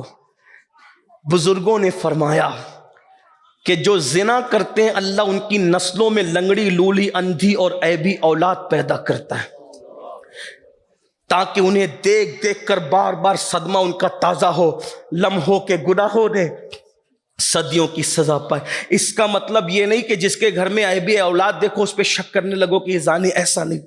95% لوگوں کے یہاں زنا کی وجہ سے عیبی اولاد پیدا ہوتی ہے، اور 5% لوگوں کے یہاں اللہ ان کو کسی امتحان اور آزمائش کی وجہ سے ولی بنانے کے لیے، مرتبے بلند کرنے کے لیے 5% لوگ ہوتے ہیں، مگر وہ بہت کم ہوتے ہیں۔ زنا کرنے والوں کے لیے حدیث پاک میں آیا ہے، اللہ کے رسول علیہ السلام فرماتے ہیں پوری امت کو جتنا عذاب ہوگا، غور سے سن، پوری امت کو جتنا عذاب ہوگا اس کا نصف اس ظالم کو عذاب ہوگا جو شادی شدہ عورتوں سے زنا کرتا تھا۔ حالات یہ بن رہے ہیں کہ بھابی دیور سے نہیں بچ پا رہی، یہ گندی فلم حالات ہیں، ہم مجبور ہیں، آہو بکا کرنے کے لیے مجبور ہیں، سالی بہنوئی سے محفوظ نہیں ہے۔ چچی بھتیجے کے معاملات اخبار میں آئے دن سنائی دے رہے. اب تو یہ ہے سوتیلی مائیں محفوظ نہیں ہیں, ساس بہن جو وہ داماد سے محفوظ, سسر سے بہو محفوظ نہیں. وجہ گندگی, بے پردگی, زنا کی فلمیں, اور اسی کے ساتھ ساتھ جو مرد کے ساتھ بدی کر رہا ہے, یہ تو اتنا گندا فعل ہے. وجہ پہلے دوستی کی جاتی تھی ایک دوسرے کے سکھ دکھ میں شریک ہونے کی, پہلے دوستی کی جاتی تھی ایک دوسرے کی مصیبت میں کام آنے کی, اب دوستی کی جاتی ہے جنسی خواہش کی, کہ لڑکوں کے ساتھ بدی کریں, بدفعلی کریں. دو مقام ایسے آتے ہیں جب اللہ کا عرش کانپتا ہے, دو مقام. تو چھوٹا سا طالب علم اور کوئی مقام بھی آتا ہوگا, لیکن میرے علم میں دو مقام. اللہ کرے اور مجھے اللہ توفیق دے میں علم حاصل کروں تو اور بھی مقام تلاش ہو سکتے, لیکن فی الحال دو مقام. حدیث میں دو مقام کا ذکر ہے. اللہ کا عرش کانپنے لگتا ہے, خدا کے عرش پہ کپ کپی طاری ہو جاتی دو مرتبہ. ایک بار وہ جب یتیم روتا ہے, جب کوئی یتیم کو رلاتا ہے اللہ کا عرش کانپ جاتا ہے. اور نمبر دو, جب کوئی مرد کسی مرد پر بدفعلی کے لیے اوپر آتا ہے تو اللہ کا عرش کانپتا ہے. حدیث پاک میں آیا ہے اس وقت آسمان زمین پہ گرنے والا ہوتا ہے, مگر اللہ کے فرشتے آسمان کو پکڑ کے, کناروں کو پکڑ کے قل ہو اللہ شریف کی تلاوت کرنے لگتے ہیں. اور قل ہو اللہ شریف اتنی بار وہ پڑھتے ہیں کہ ان کی قل ہو اللہ کی تلاوت کی وجہ سے اللہ کا غضب ٹھنڈا ہو جاتا ہے, اللہ کا جلال ٹھنڈا ہو جاتا ہے. حدیث پاک ہے کچھ پرندے ایسے ہیں, کچھ فرشتے ایسے ہیں جو چونچ والوں کی شکل میں ہے. جو بندہ مردوں کے ساتھ بدی کرے, اب بدی کی مختلف شکلیں ہیں, ٹائم کم ہے, مجھے گفتگو آخری سمیٹنا بھی, بہت سارے مسائل پہ گفتگو کر کے بات پوری کرنا ہے, لیکن سن لے. اگر کسی مرد کو پاپ کی نظر سے دیکھو تو بھی تمہارا شمار اغلام بازوں میں ہو, صرف دیکھنے پر بھی, گندی نیت سے دیکھنے پر. ایک بہت بڑے بزرگ تھے, 70 سال تک انہوں نے رات کو عبادت کی, دن کو روزہ رکھا. جب انتقال ہوا تو کسی نے پوچھا کہ کیا ہوا, کہا ساری عبادتیں دھری کے دھری رہ گئی, ایک گناہ پہ پکڑ ہوئی ہے, بس ایک گناہ پہ, اور میں اب اس کا جواب نہیں دے پا رہا. کہا کیا پکڑ ہوئی؟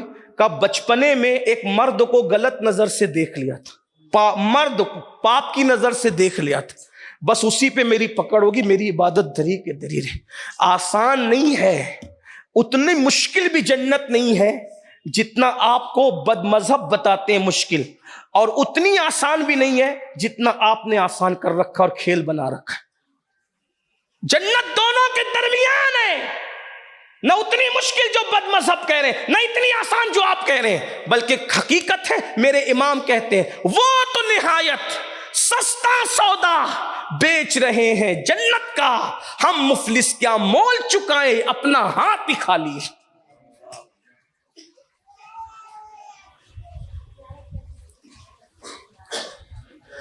فرشتے, چونچ والے فرشتے, جو لوگ بدکاری کرتے ہیں مرد کے ساتھ, ایک رات بھی وہ اپنی قبر میں رہ نہیں پاتے. وہ چونچ والے فرشتے ان کی لاش کو اٹھاتے, رائچور میں مرے, مکہ شریف میں مرے, مدینہ شریف میں مرے, یمن میں مرے, مصر میں مرے, مالیگاؤں, اندور, ممبئی, کئی مرے, ایک رات بھی قبر میں نہیں رہ پاتے. وہ بدکاری کرنے والے, اللہ کے فرشتے ان کو چونچ میں اٹھاتے ہیں اور اٹھا کر وہاں لے جا کر پھینک دیتے ہیں جہاں قوم لوط پر عذاب آیا تھا. اور قیامت کے دن انہیں لعنتیوں کے ساتھ وہ اٹھیں گے. کہاں ہو؟ یہ گندی فلموں کا وبال ہے, یہ گندی فلموں کا نتیجہ ہے. کاش کہ توبہ کر لی جائے, کاش کہ بدل لیا جائے اپنے آپ کو, تو دیکھنے پر بھی وبال ہے, چھونے پر بھی وبال ہے. گندی نیت سے کسی سے مصافحہ کیا, معانقہ کیا لڑکوں سے, اس پہ بھی وبال. بہت تفصیلات ہیں اس میں. اور جو آخری اسٹیپ ہے لا الہ الا اللہ استغفر اللہ الیاذ باللہ, وہ جو گندگی ہے وہ تو کتے بھی نہیں کرتے. وہ گندا کام جانوروں میں بھی صرف سور کرتا ہے, خنزیر, اس کے علاوہ کوئی نہیں کرتا. سور اپنے نر کے ساتھ یہ گندگی کرتا ہے، باقی ہر جانوروں میں بھی کوئی نر کے ساتھ کوئی گندگی نہیں کی جاتی. یہ میں حیا کے پردے میں کہہ رہا ہوں. اسی لیے حدیث پاک کا مفہوم ہے جو یہ بدی کرنے والے مریں گے تو قبر میں سور کی شکل اختیار کریں گے، اللہ ان کا منہ سور کی طرح کر دے گا. لا الہ الا اللہ. کس بلا کی میں سے ہے سرشار ہم، دن ڈھلا ہوتے نہیں ہوشیار. یہ گندی فلموں کے نتائج، یہ جوانی کے مس یوز کے نتائج. آخری حصہ میری گفتگو کا، یہ تو سب بہت بڑی بڑی گندگی. جس گندگی کی طرف لوگ تیزی سے جا رہے اس کو گناہ بھی نہیں سمجھتے، وہ ہے لڑکوں کا لڑکیوں سے ناجائز تعلق اور لڑکیوں کا لڑکوں سے ناجائز تعلق. یہ فیشن ہے اور لوگ اس کو گناہ نہیں سمجھتے. ایک بات یاد رکھنا، قرآن کہتا ہے وَلَا تَقْرَبُوا الزِّنَا إِنَّهُ كَانَ فَاحِشًا وَسَاءَ سَبِيلًا. زنا کے قریب بھی مت جاؤ، قریب بھی مت جانا. زنا کرنا تو دور کی بات، زنا کے قریب بھی مت. اور یاد رکھنا عورتوں سے دوستی یہ زنا کے قریب لے جانے کی. آپ غور کریں، ذرا تھوڑا تصور کریں. میں بھی سنجیدگی سے آپ سے بات کروں، بالخصوص میرے جوانوں سے تھوڑا غور کریں. یہ جو کہتے ہیں دوستی کر رہے ہیں، فرینڈ ہے، دوست ہے، دوستی کیا بری چیز ہے.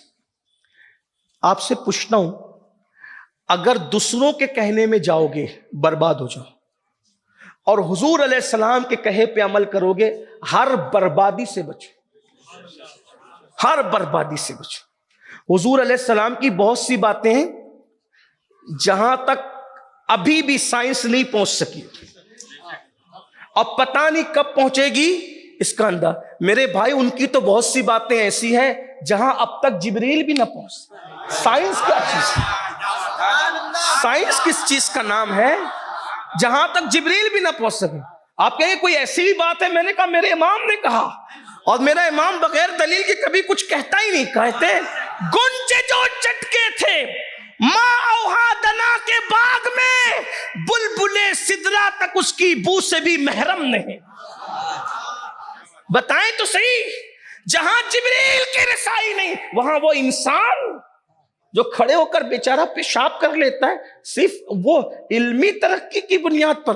تو بہت بڑا، میں کوئی مذاق نہیں اڑانے آیا سائنس کا، لیکن کہیں کچھ جگہ ایسی کہیں پہنچ گئی اور ابھی ایسی جگہ نہیں. مثال کے طور پہ ایک بات بتاؤں، حضور علیہ السلام کہہ دیں، پھر وہاں تک پہنچنے میں لوگوں کو صدیاں لگتی. ایک آسان سی بات، آقا علیہ السلام نے فرمایا وہ شخص قیامت کے دن عرش کے سائے میں رہے گا جو فجر میں پیدل چل کر مسجد جاتا ہے. یہ حدیث کتنا عرصہ ہو گیا اس حدیث کو؟ کتنے سال؟ 1450 سال. کتنے سال ہو گئے؟ 1450 سال ہو گئے. اب آپ سے پوچھتا ہوں، ظہر کے لیے حضور آپ نے نہیں کہا پیدل جانے کے لیے، عصر کے لیے نہیں کہا، مغرب کے لیے نہیں کہا، عشاء کے لیے نہیں کہا، فجر کے لیے کیوں کہہ رہے ہیں؟ تو آج سمجھ میں آ رہا ہے. شوگر ہوئی، ڈاکٹر کہتا ہے صبح پیدل چلو. بلڈ پریشر ہوا تو کہتا ہے صبح پیدل چلو. وزن زیادہ ہوا، ڈاکٹر کہہ رہا ہے صبح پیدل چلو. اور ڈاکٹر تو آج کہہ رہا ہے، میرا طبیب تو 1400 سال پہلے کہہ چکا.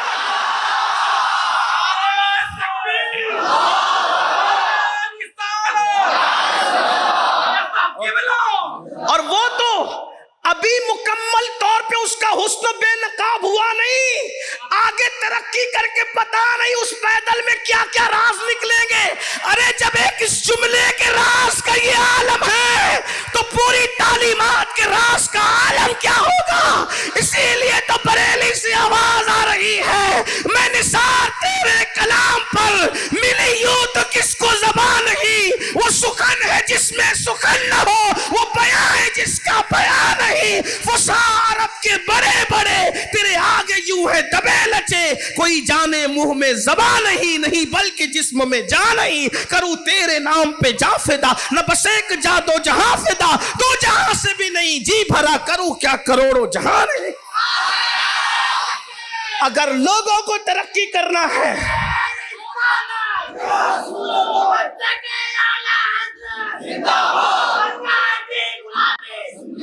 اگر لوگوں کو ترقی کرنا ہے وہ آگے جائیں. پتہ نہیں آگے جا کر بچیں گے یا پھنسیں گے، لیکن ہمیں یقین ہے اگر ترقی کرنا ہے تو ہم 1450 سال پیچھے جائیں. आगे जाके क्या है लोगों को भी नहीं पता, लेकिन पीछे जाके क्या है ये हमें यकीन है, आमिना के लाल के कदम मौजूद है। इसलिए हमारी तरक्की यकीनी है, औरों की तरक्की डाउटफुल है। इसलिए कहता हूं आगे जाने की बजाय हम पीछे आए, हुजूर की तरफ आए। कल भी हमारी तरक्की उनके कदमों में थी, आज भी और इंशाअल्लाह क़यामत तक, और इंशाअल्लाह जन्नत भी उन्हीं के कदमों में है। जिसके कदमों में जन्नत है फिर हम उसे छोड़ के कहां जाते। तो ये जो कहते हैं फ्रेंडशिप है, ये है वो है। मैं आपसे कहता हूं सुन लो, गौर से सुन। अल्लाह के रसूल सल्लल्लाहु अलैहि वसल्लम ने फरमाया, कुछ लोगों को समझा, अरे हजरत आप लोग बड़े शक्की लोग हो, हम ऐसे हम बिगड़े हुए हम ये। मैंने कहा कितना परहेजगार है तू, कितना है, गौस पाक की तरह है? और नहीं नहीं हजरत अस्तगफिरुल्लाह, मैं उनकी तरह कैसे हो सकता। मैं कहा चले फिर बहुत अच्छी बात है, जब गौस पाक की तरह नहीं है तो फिर बहुत अच्छी, गरीब नवाज की तरह है। अस्तगफिरुल्लाह, हमारे मुर्शिद हमारे आका, हम उनकी तरह क्यों? मैंने कहा गौस पाक और गरीब नवाज जिसकी पाकीजियों पर सर खम करते हैं, उस जात को कहते हैं हजरत सैयदना ज़करिया अलैहिस्सलाम, हजरत दाऊद अलैहिस्सलाम। और औरतें जिनकी पाकीज़गी की कस्में उठा सकती है, उस जात को कहते हैं सैयदा मरियम। किसी मर्द का मुंह नहीं देखा। अब सुनो, आका का फरमान सुनो। इब्नुल जौजी लिखते हैं, आका अलैहिस्सलाम फरमाते हैं, अगर दाऊद जैसा मुत्तकी मर्द हो, तवज्जो कर लें मेरी बहनों की भी तरह, मंगीतरों के साथ अगर जा करके सब कुछ लुटा रही है बच्चियां, तो ये बहुत दुख का मकाम है। बहनें गाइड करती है छोटी बहनों को, बड़ी बहनें, कि तेरे मंगीतर का फोन आएगा तो ये डायलॉग कहना, इन्ना लिल्लाहि व इन्ना। और फिर उसके बाद मंगीतर के साथ रहते रहते बाइक पे भी सैरो तफरी भी, ये भी वो भी, बाद में वो कह देता है मैंने तो उसके साथ शादी नहीं करना। और क्यों नहीं करना? का उसके मुंह से बदबू आती। तो तुझे कैसे पता चला कि उसके मुंह से बदबू आती? फिर क्या होता है, जब सारा मोहल्ला देख चुका कि बाइक पे मंगीतर के साथ गई, फोटो खिंचाई, वीडियो बनाया, दरियाओं की में घूमा, अब जब उसको छोड़ गया, मंगनी टूट गई, कौन इख्तियार करता है उसको? उसकी जिंदगी बर्बाद। फिर माँ बाप को रोने के लिए मजदूर नहीं मिलते, फिर उसको भी रोने के लिए मजदूर नहीं मिलते। अब तो बर्बाद हो गई, तो अब बर्बाद होने, अब क्या? हुजूर की बात मानी तुमने, आका का फरमान, तो उस पे कान धरा तुमने? नहीं धरा।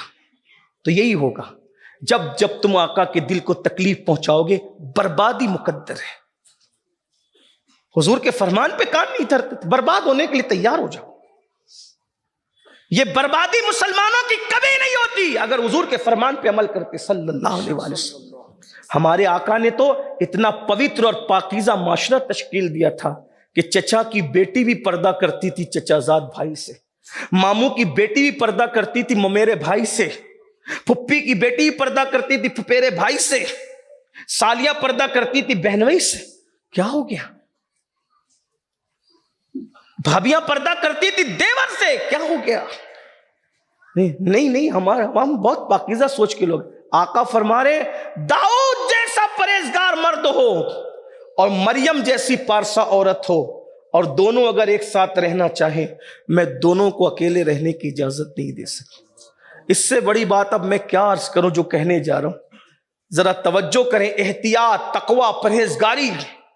हजरत सैयदना उमर इब्ने खत्ताब फारूक आजम रदी अल्लाह ताला अपनी चौखट पे बैठे। चौखट समझते हैं ना, गेट का जो हिस्सा, चौखट। अभी के बच्चे नौजवान पता नहीं इसको समझते हैं, क्योंकि अब तो चौखटें खत्म हो गई, बड़े बड़े गेट अभी आ गए ना उसकी जगह। तो बचपने में आपने देखा होगा कि छोटे दरवाजे होते थे, उस पर एक चौखट होती थी। बड़े बूढ़े चौखट पे बैठने से ही मना करते थे। क्यों मना करते थे कभी पूछा नहीं, लेकिन बैठने कभी नहीं दिया, न चौखट पे पैर रखने दिया, न कभी चौखट पे बैठने दिया। उस वक्त तो इतना शऊर नहीं था कि पूछते, लेकिन फारूक आजम रदी अल्लाह ताला चौखट पे बैठे। जब ये रिवायत सामने आई तो पता चला कि चौखट पे बैठना क्यों मना करते।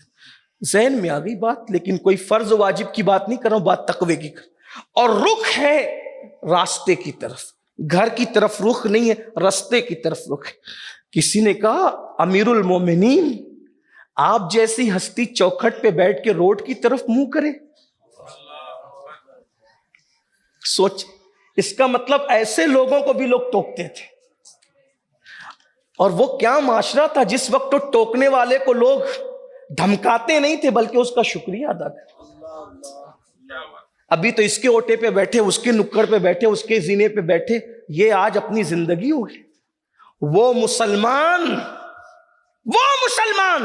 جو کبھی مسجد کے زینے پہ نہیں بیٹھتا تھا، آج وہ لوگوں کی چوکھٹ پہ اور دروازوں پہ اور زینوں پہ بیٹھ کے موبائل کھیل رہا ہے.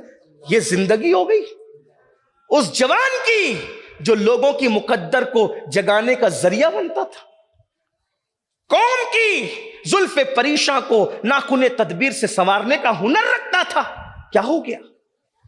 کیا ہو گیا اس قوم کو؟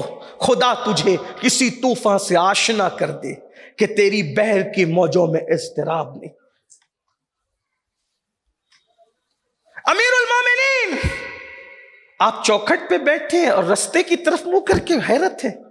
آپ نے فرمایا ادھر آ، تجھے بتاؤں میں کیوں بیٹھا ہوں رستے کی طرف. کہا کیوں؟ کہا کہ آج میری بیٹی حفصہ مجھ سے ملنے آئی. حفصہ کون؟ ام المومنین سیدہ حفصہ. یہ رسول اللہ کی بیوی ہیں اور بہت چہیتی بیوی. ساری بیویاں چہیتی تھی لیکن جو بہت زیادہ لاڈلی بیویاں تھیں ان میں سے ایک سیدہ حفصہ تھی. ان لوگوں کی باتوں کو بہت اہمیت دی جاتی تھی بارگاہ رسالت. کسی کو کوئی بات منوانا ہوتا تھا تو ان لوگوں کو وسیلہ بنایا جاتا. یہ حفصہ سیدہ حفصہ رضی اللہ تعالی عنہ حضرت عمر ابن خطاب کی بیٹی ہے اور رسول اللہ کی زوجہ اور بیوی ہے. اب دو رشتے جڑے ہیں. نمبر ایک، وہ عمر ابن خطاب کی بیٹی ہے اس لیے کہ ان کی بیٹی ہے تو بیٹی ہے، لیکن وہ عمر ابن خطاب کی ماں بھی ہے کیونکہ وہ ام المومنین ہے. جو بیٹی ہوگی وہ کبھی ماں نہیں ہو سکتی، جو ماں ہوگی وہ کبھی بیٹی نہیں ہو سکتی. لیکن یہ رسول اللہ کا رشتہ ازدواج ہے جس کا تقدس کا یہ عالم ہے کہ جن کی بیٹیاں تھی ان کی ماں بھی بنا دی. ام المومنین ہے. دو مقدس رشتوں کا سنگم ہوتا ہے. لیکن تقوی فاروقی کیا ہے؟ میں تو اسی لیے کہہ رہا ہوں کہ حضور نے وہ عجائب بنائے ہیں ان کی مثال نہیں مل سکتی. چراغ لے کر نہیں، جاؤ سورج لے کے تلاش کرو ایسے متقیوں کو جن پہ تقوی بھی ناز کرتا ہے.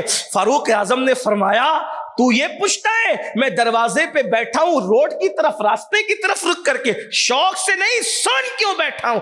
میری بیٹی حفصہ مجھ سے ملنے آئی ہے اور میری بیوی اپنی میکے گئی ہے. میری بیٹی مجھ سے ملنے آئی اور میری خود کی اپنی بیوی میکے گئی ہے تو میں اپنی جوان بیٹی کے ساتھ ایک کمرے میں اکیلے بیٹھنے کو پسند نہیں کرتا. میں اپنی جوان بیٹی کے ساتھ ایک کمرے میں اکیلا بیٹھنا پسند نہیں کرتا، اس لیے میں چوکھٹ پہ بیٹھ گیا ہوں. اللہ کے بندو ذرا دیکھو، یہ حضور کے تربیت یافتہ لوگ تھے. آج لڑکیوں سے دوستی، ان کے ساتھ گھومنا اور اس کو کوئی گناہ نہیں. آقا علیہ السلام فرماتے ہیں جہاں ایک مرد اور ایک عورت ہوتے ہیں تیسرا شیطان ہے. آقا علیہ السلام ارشاد فرماتے صلی اللہ علیہ وآلہ وسلم جو عورتوں کے درمیان بیٹھتا ہے مسلسل اس کے دل پر سیاہی نازل ہوتی ہے اور اس کا دل کالا ہو رہا ہوتا ہے. اس عورتوں کے ساتھ، اجنبی عورتوں کے ساتھ ہمیں بیٹھنے کی اجازت نہیں. عورتیں آئی اور اللہ کے رسول سے عرض کی یا رسول اللہ آپ مردوں سے مصافحہ کرتے ہیں ہم سے بھی کر لینا. آقا فرماتے لا افصح من النساء، میں عورتوں سے مصافحہ نہیں کرتا. حضور نے کبھی مصافحہ تک نہ کیا عورتوں کو کبھی بے پردہ آنے نہیں دیا جب سے پردے کا حکم نازل. حضور کی پاک ازواج کے سامنے کبھی بے پردہ کسی کو جانے نہیں دیا، بلکہ ایک نابینا صحابی ان کے سامنے بے پردہ آ گئیں، یعنی چہرہ کھول کے فرمایا پردہ کرو. تو پوچھا کس سے؟ ان سے. کہا یہ تو نابینا. کہا یہ نابینا ہے، تم تو بینا ہو. آج تو شادی ہوتی ہے تو دوستوں کو ملانے لے جاتے ہیں، یہ میری بیوی ہے اور یہ میرا بیسٹ فرینڈ اور یہ اور اس کے بعد جو آگ لگتی ہے وہ یہ. استغفر اللہ. آخری بات عرض کروں، یہ لڑکا لڑکی کی دوستی اسلام میں نہیں. اگر کسی کی ہے ابھی ختم کرے، ابھی توبہ کرے. کہا اب اتنے دن دوست بنا اس کا کہ ہم نے کہا نکاح کرو، شادیاں کرو. ہمیں رشتہ بنانے کیا، ہمارے یہاں شادی سے پہلے کسی رشتے کی اجازت نہیں ہے. اور میں تو بیٹیوں سے کہتا ہوں یہ جو لڑکے دوستیاں کرتے ہیں اس کو عشق اور محبت کا نام دیتے ہیں. کوئی محبت نہیں. اگر اس کے دل میں اتنی محبت ہوتی تو وہ اپنی ماں سے بے وفائی کیوں کرتا؟ جو ماں نے موت کا منہ دیکھ کر کے اس کو جنم دیا ہے وہ اپنی ماں سے کرے گا کسی اجنبی سے کرے؟ اگر لڑکی اتنی پیاری ہے تو وہ اپنی بہن سے کرے گا، کسی اور سے کیوں کرے گا؟ آپ سے پوچھتا ہوں، ذرا توجہ کرنا میرے بھائی، تو اپنا کپڑا سوچ، جو کپڑا تو پہنتا ہے اور جو کپڑا دوسرا پہنتا ہے، تو اپنے کپڑے سے اچھا تجھے دوسرے کا کپڑا نہیں لگتا، لیکن اپنی بہن سے اچھی تجھے دوسرے کی بہن کیسے لگتی؟ اپنی ماں سے اچھی تجھے دوسری کی بیٹی کیسے لگتی؟ اس کا مطلب محبت نہیں ہے، اس کے پیچھے کوئی نہ کوئی شیطنت چھپی ہوئی، کوئی نہ کوئی گندگی چھپی ہوئی، اور اس کو زنا کہتے ہیں، اس کو بدکاری کہتے ہیں۔ ہمارے یہاں کوئی تصور نہیں دوستی کا۔ اگر آپ کو ضرورت ہے آپ شادی کریں نا، اسلام نے میں تو جوانوں کے ساتھ ہوں اس معاملے میں۔ لوگ میرے کچھ دوست میری بات کا مذاق اڑا رہے تھے، میں نے کہا نہیں میں ساتھ ہوں، اب بھی کھڑا ہوں۔ میں کہتا ہوں بیٹوں کا حق ہے، بیٹیوں کا بھی حق ہے۔ جیسے بچپن میں کہا مجھے کھلونے کی ضرورت ہے، کھلونے دلا کے دو، مٹھائی کی ضرورت ہے مجھے مٹھائی دلا کے دو، کپڑوں کی ضرورت ہے مجھے کپڑے دلا۔ اگر بیوی کی ضرورت ہے حرام کام مت کرو، اپنے ماں باپ کے سامنے جا کے بیٹھو، مجھے بچپن میں کھلونا دلایا تھا، اب مجھے بیوی چاہیے اور ان کو دینا ہو، آپ کا حق ہے۔ کھلونا مانگنے میں نہیں شرمائے تو بیوی مانگنے میں کیوں شرماتے؟ یہ بزدلوں کا کام ہے ناجائز حرام دوستی کرنا۔ ہم آپ کے ساتھ کھڑے ہیں، ہم آپ کے ساتھ کھڑے ہیں، ہم آپ کو اپریشیٹ کریں گے، سلوٹ کریں گے۔ اگر آپ اپنے ماں باپ کے پاس جا کے کہو گے کہ میں نے مردوں کے ساتھ بدکاری نہیں کرنا، عورتوں کے ساتھ بدکاری نہیں کرنا، سنت مصطفیٰ پر عمل کرتے ہوئے میں نے نکاح کرنا ہے، ہم آپ کے ساتھ ہوں گے، ہماری گفتگو آپ کے ساتھ ہوگی۔ جائیے کھڑے رہیے، مردوں کا کام ہے، آپ مرد بنیے، حرام کام نہ کیجیے۔ ہماری دعائیں بھی آپ کے ساتھ، اور ہم دعا کرنے والے، اور ہماری اوقات کیا ہے؟ مصطفیٰ جان رحمت کی نگاہ کرم آپ کے ساتھ ہوگی۔ اللہ کے رسول علیہ السلام فرماتے ہیں جو پاک دامن رہنے کے لیے نکاح کرے، اللہ نے اپنے کرم سے خود پہ لازم کر لیا ہے کہ اللہ اس کی مدد کیا کرے گا۔ جس کا اللہ خود مددگار ہو جائے، اور شادی کرنے کی کوئی 22-25 سال عمر نہیں ہوتی، اللہ کے رسول نے ہمیں قانون دے دیا، بالغ ہونے کے بعد نکاح کی عمر شروع ہو جاتی۔ آپ بالغ ہو گئے، آپ کی عمر شروع ہو گئی، آپ کہاں کہ اگر آپ حرام کام کرو گے، نقصان کتنے؟ نمبر 1، اول چیز تو عمر گھٹے گی، روزی ختم ہوگی، صورت پر لعنتیں برسے گی۔ بہت لگا لو، بڑے بڑے کریم لگا لو، فیس واش استعمال کر لو، مہنگے کاسمیٹک آئٹم آج سب سے زیادہ بک رہے ہیں، پھر بھی صورتوں پہ لعنت برس۔ پہچان میں نہیں آتے مومن ہے کہ غیر مومن، سلام کرے کہ نہ کرے، برا مت ماننا، بستیوں میں جا، ورنہ مسلمانوں کے چہرے پہچان، ان کے چہرے کا نور بتاتا تھا یہ کسی مومن کی اولاد ہے۔ اور اس وقت تو کوئی کاسمیٹک آئٹم کا، میں یہ نہیں کہہ رہا نہ استعمال کرو، اللہ نے دیا ہے اس میں حرام نہیں ملا ہے تو کرو، اچھی بات۔ دیکھیے میں آپ کے ساتھ کھڑا ہوں، ہمارے بزرگوں نے ہمیں تعلیم دی کہ حدیث ہے یسر ولا تعسر بشر ولا تنفر، آسانی بتاؤ مشکل میں مت ڈالو، خوشخبریاں سناؤ متنفر مت کرو۔ آپ اچھا لباس پہنتے ہیں، ہم آپ کے ساتھ کھڑے، پہنیے، انجوائے کیجیے، اچھی بائک استعمال کریے، اچھا موبائل کریے، اچھا کھانا سب اچھا کیجیے، عمل بھی اچھا کریے، حرام کام چھوڑ دو۔ اسلام جتنی انجوائے کی اجازت دیتا ہے کوئی نہیں دیتا۔ ہمارا مذہب رہبانیت کا مذہب نہیں ہے۔ یہی تو میں لوگوں کو کہتا ہوں کہ ایک صاحب نے اسی کو اچھے کپڑے پہننا یہ مولوی لوگوں نے کب سے سیکھ لیا؟ میں نے کہا مولوی تو پہنتا تھا، اس کی خیرات میں لوگ پہنتے ہیں، ورنہ بتا دو کوئی ایسی کمپنی کا مالک جو آج سے 900 سال پہلے روزانہ نیا لباس اتنا مہنگا پہنا ہو کہ بادشاہ کوئی میسر نہ آیا ہو۔ ارے وہ جو سب سے پہلے جس نے پہنا ہے وہ بھی مولوی تھا اپنے زمانے کا، جسے دنیا غوث الاعظم دستگیر کے۔ اور کیا بات ہے؟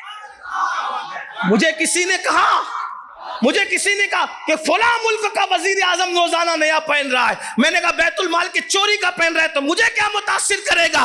میرا مرشد غوث اعظم تو خود کی کمائی کا پہن چکا۔ اللہ کی کہ رسول صلی اللہ علیہ وسلم خود بھی مکے میں پیون والا پہنا، لیکن جب مدینہ منورہ میں مغرور سردار حضور علیہ الصلوۃ والتسلیم سے ملنے آتے اور یہ سوچ کے آتے کہ اچھے پہن کے چلو تاکہ محمدی عربی کو مروب کر دیں گے، تو حضور ان کے آنے سے پہلے ان سے اچھا پہن کر بیٹھا کرتے تھے، اور وہ جو تحفے لے کے آتے تھے اس سے زیادہ تحفے لے کے بیٹھا کرتے تھے۔ وہاں تو صرف کپڑوں کی چمک تھی، یہاں تو چہرہ بھی بے مثال تھا، بیٹھنا بھی بے مثال تھا، انداز زندگی بھی بے مثال تھا۔ لوگ آ کے ڈھیر ہو جایا کرتے تھے کہ یہاں تو صرف کپڑے ہیں اور یہاں تو حسن بھی رشک سے دیکھتا نظر آ رہا۔ انجوائے کیجیے،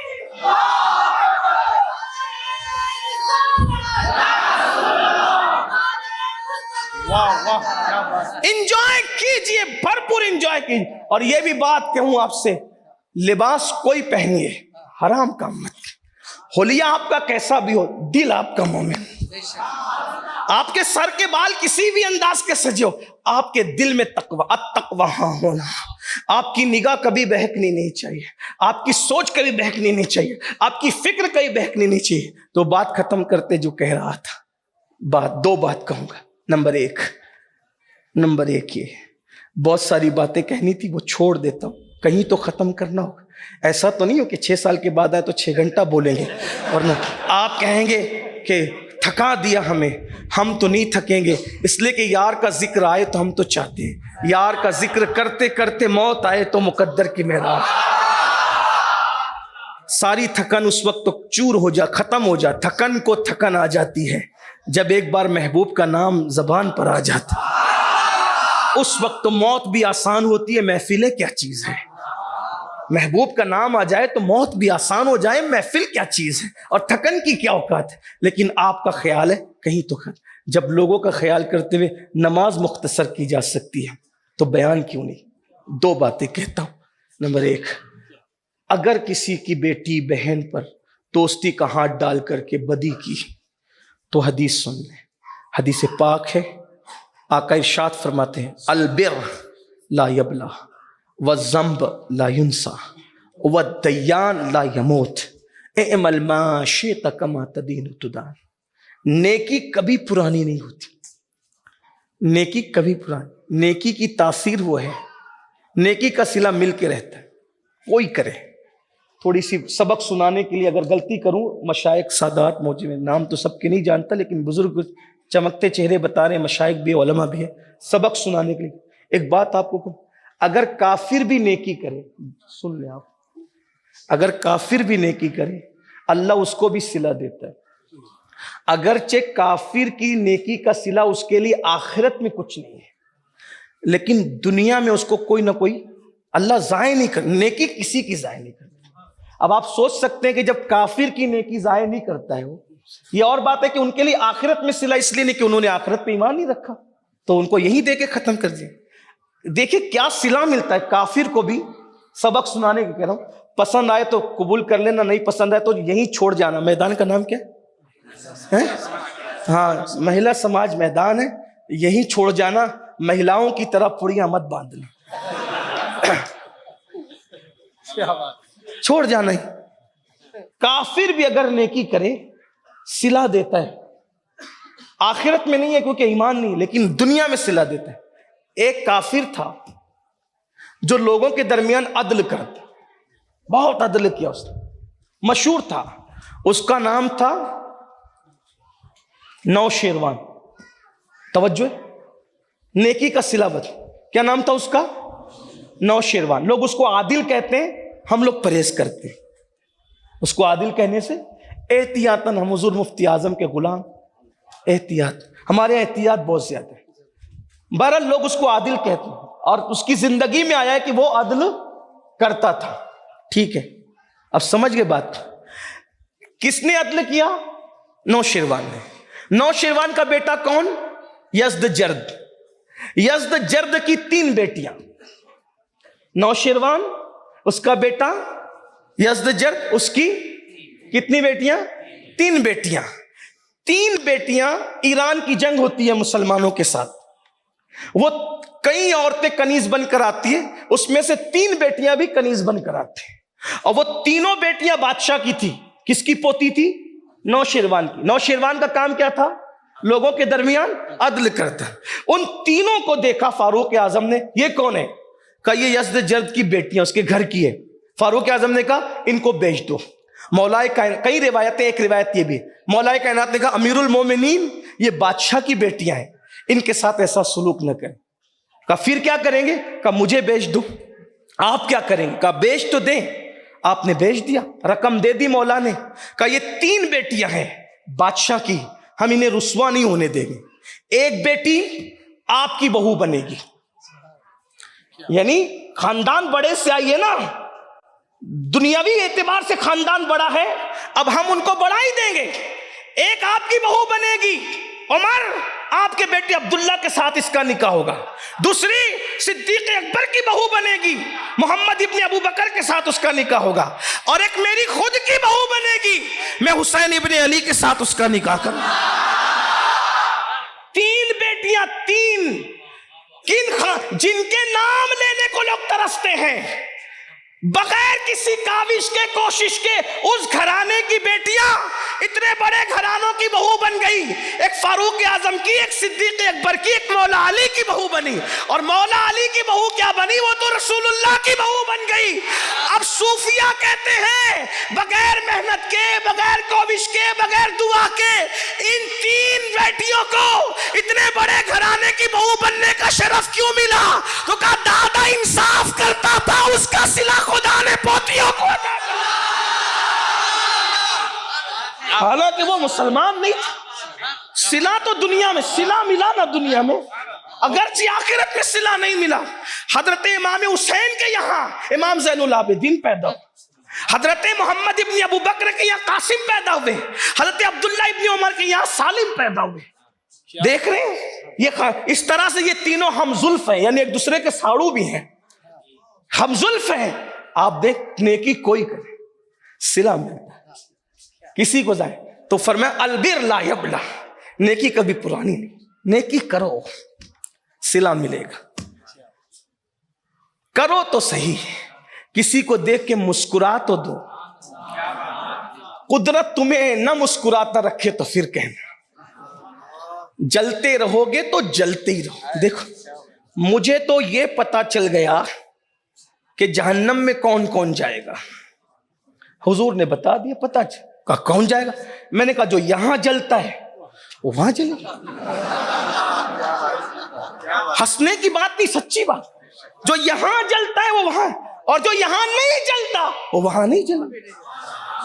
صاف سی بات، صاف سی بات. اب پہچان لو کہ تم جنتی ہو یا جہنمی، جلنے والے ہو یا نہیں. یہاں جلنا چھوڑ دو مومنوں سے، وہاں خدا تمہیں جلنے سے بچا لے. جس پہ نعمتیں دیکھو خوش ہوا کرو، بس پھر تمہارے لیے خوشیاں ہی خوشیاں. میرے امام نے بھی بتایا یہاں بھی جلتے ہیں، یہاں بھی ہے. میں کوئی بات بغیر دلیل کے نہیں کرتا.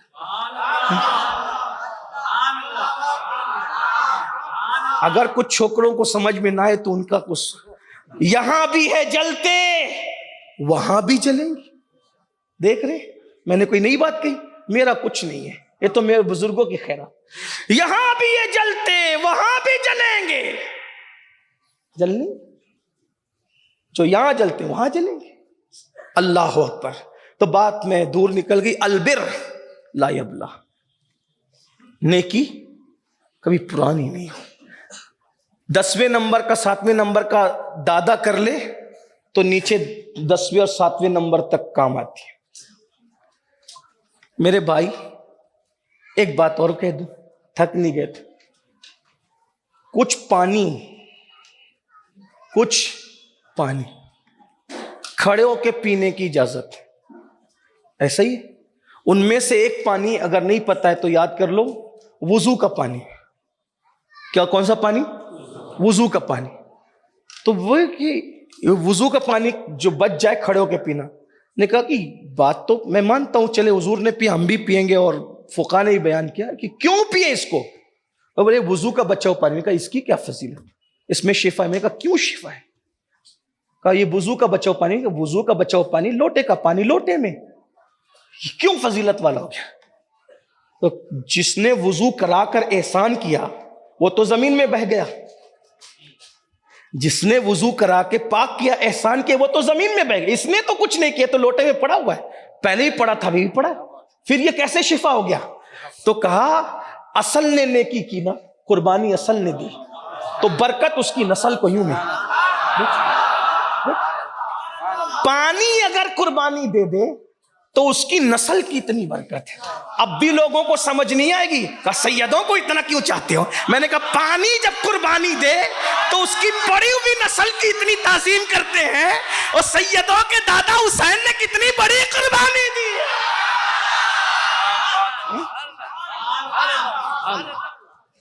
اسی لیے قدرت تو جب پانی قربانی دے تو اس کی نسل میں اتنی برکت ہے کہ اور پانی بیٹھ کے پینا ہوگا، لیکن یہ پانی جس کے دادا نے قربان سمجھانے کے لیے ہے، تو یہ بات البر لا یبل، نیکی کبھی پرانی نہیں ہوتی، وَذَنْبُ لا يُنْسَى، گناہ کبھی بھلایا نہیں جا سکتا، گناہ ہے۔ اور ایک بات کہہ دوں، گناہ کوئی بھی کرے اس کی بھی سزا مل کے رہتی کسی شکل میں۔ یہ بھی کہہ دوں العیاذ باللہ، اگر صاحب کرامت ولی کہلانے والا بھی گناہ کر لے، ذمہ داری سے کہہ رہا ہوں، اس کو بھی سزا مل کے رہتی۔ اگر صاحب کرامت کہلانے والا، ولی کہلانے والا کہہ رہا ہوں، میرے جملے پہ غور کریں، صاحب کرامت ولی کہلانے والا بھی گناہ کرے اس کو سزا مل کے رہے کسی شکل میں۔ ایک تو اسم اعظم جانتا تھا، غلطی کی اس نے، خدا نے اسم اعظم بھلا دیا، اس کی زبان کتے کی طرح سینے پہ لٹکی۔ قرآن میں یہ واقعہ موجود ہے کہ نہیں؟ اور بھی اس کی مثالیں ہیں، گناہ کبھی وَالدَّيَّانُ لا يَمُوتُ، صلہ دینے والے خدا کو کبھی موت نہیں آ سکتی۔ معاشیت، اب اتنا بیان ہو گیا، وَالدَّيَّانُ لا يَمُوتُ، اعمل ما شئت، پھر تو جو چاہے عمل کر، ذمہ چھوڑ دیا تمہارے اوپر، اعمل ما شئت، تو جو چاہے عمل کر، کما تدین تدان، جیسا کرے گا ویسا بھرے گا۔ یہ حدیث ایک محدث نے بادشاہ کے دربار میں پڑھی، یہ حدیث، بس یہ بات کر کے اگلی بات کر کے بات ختم۔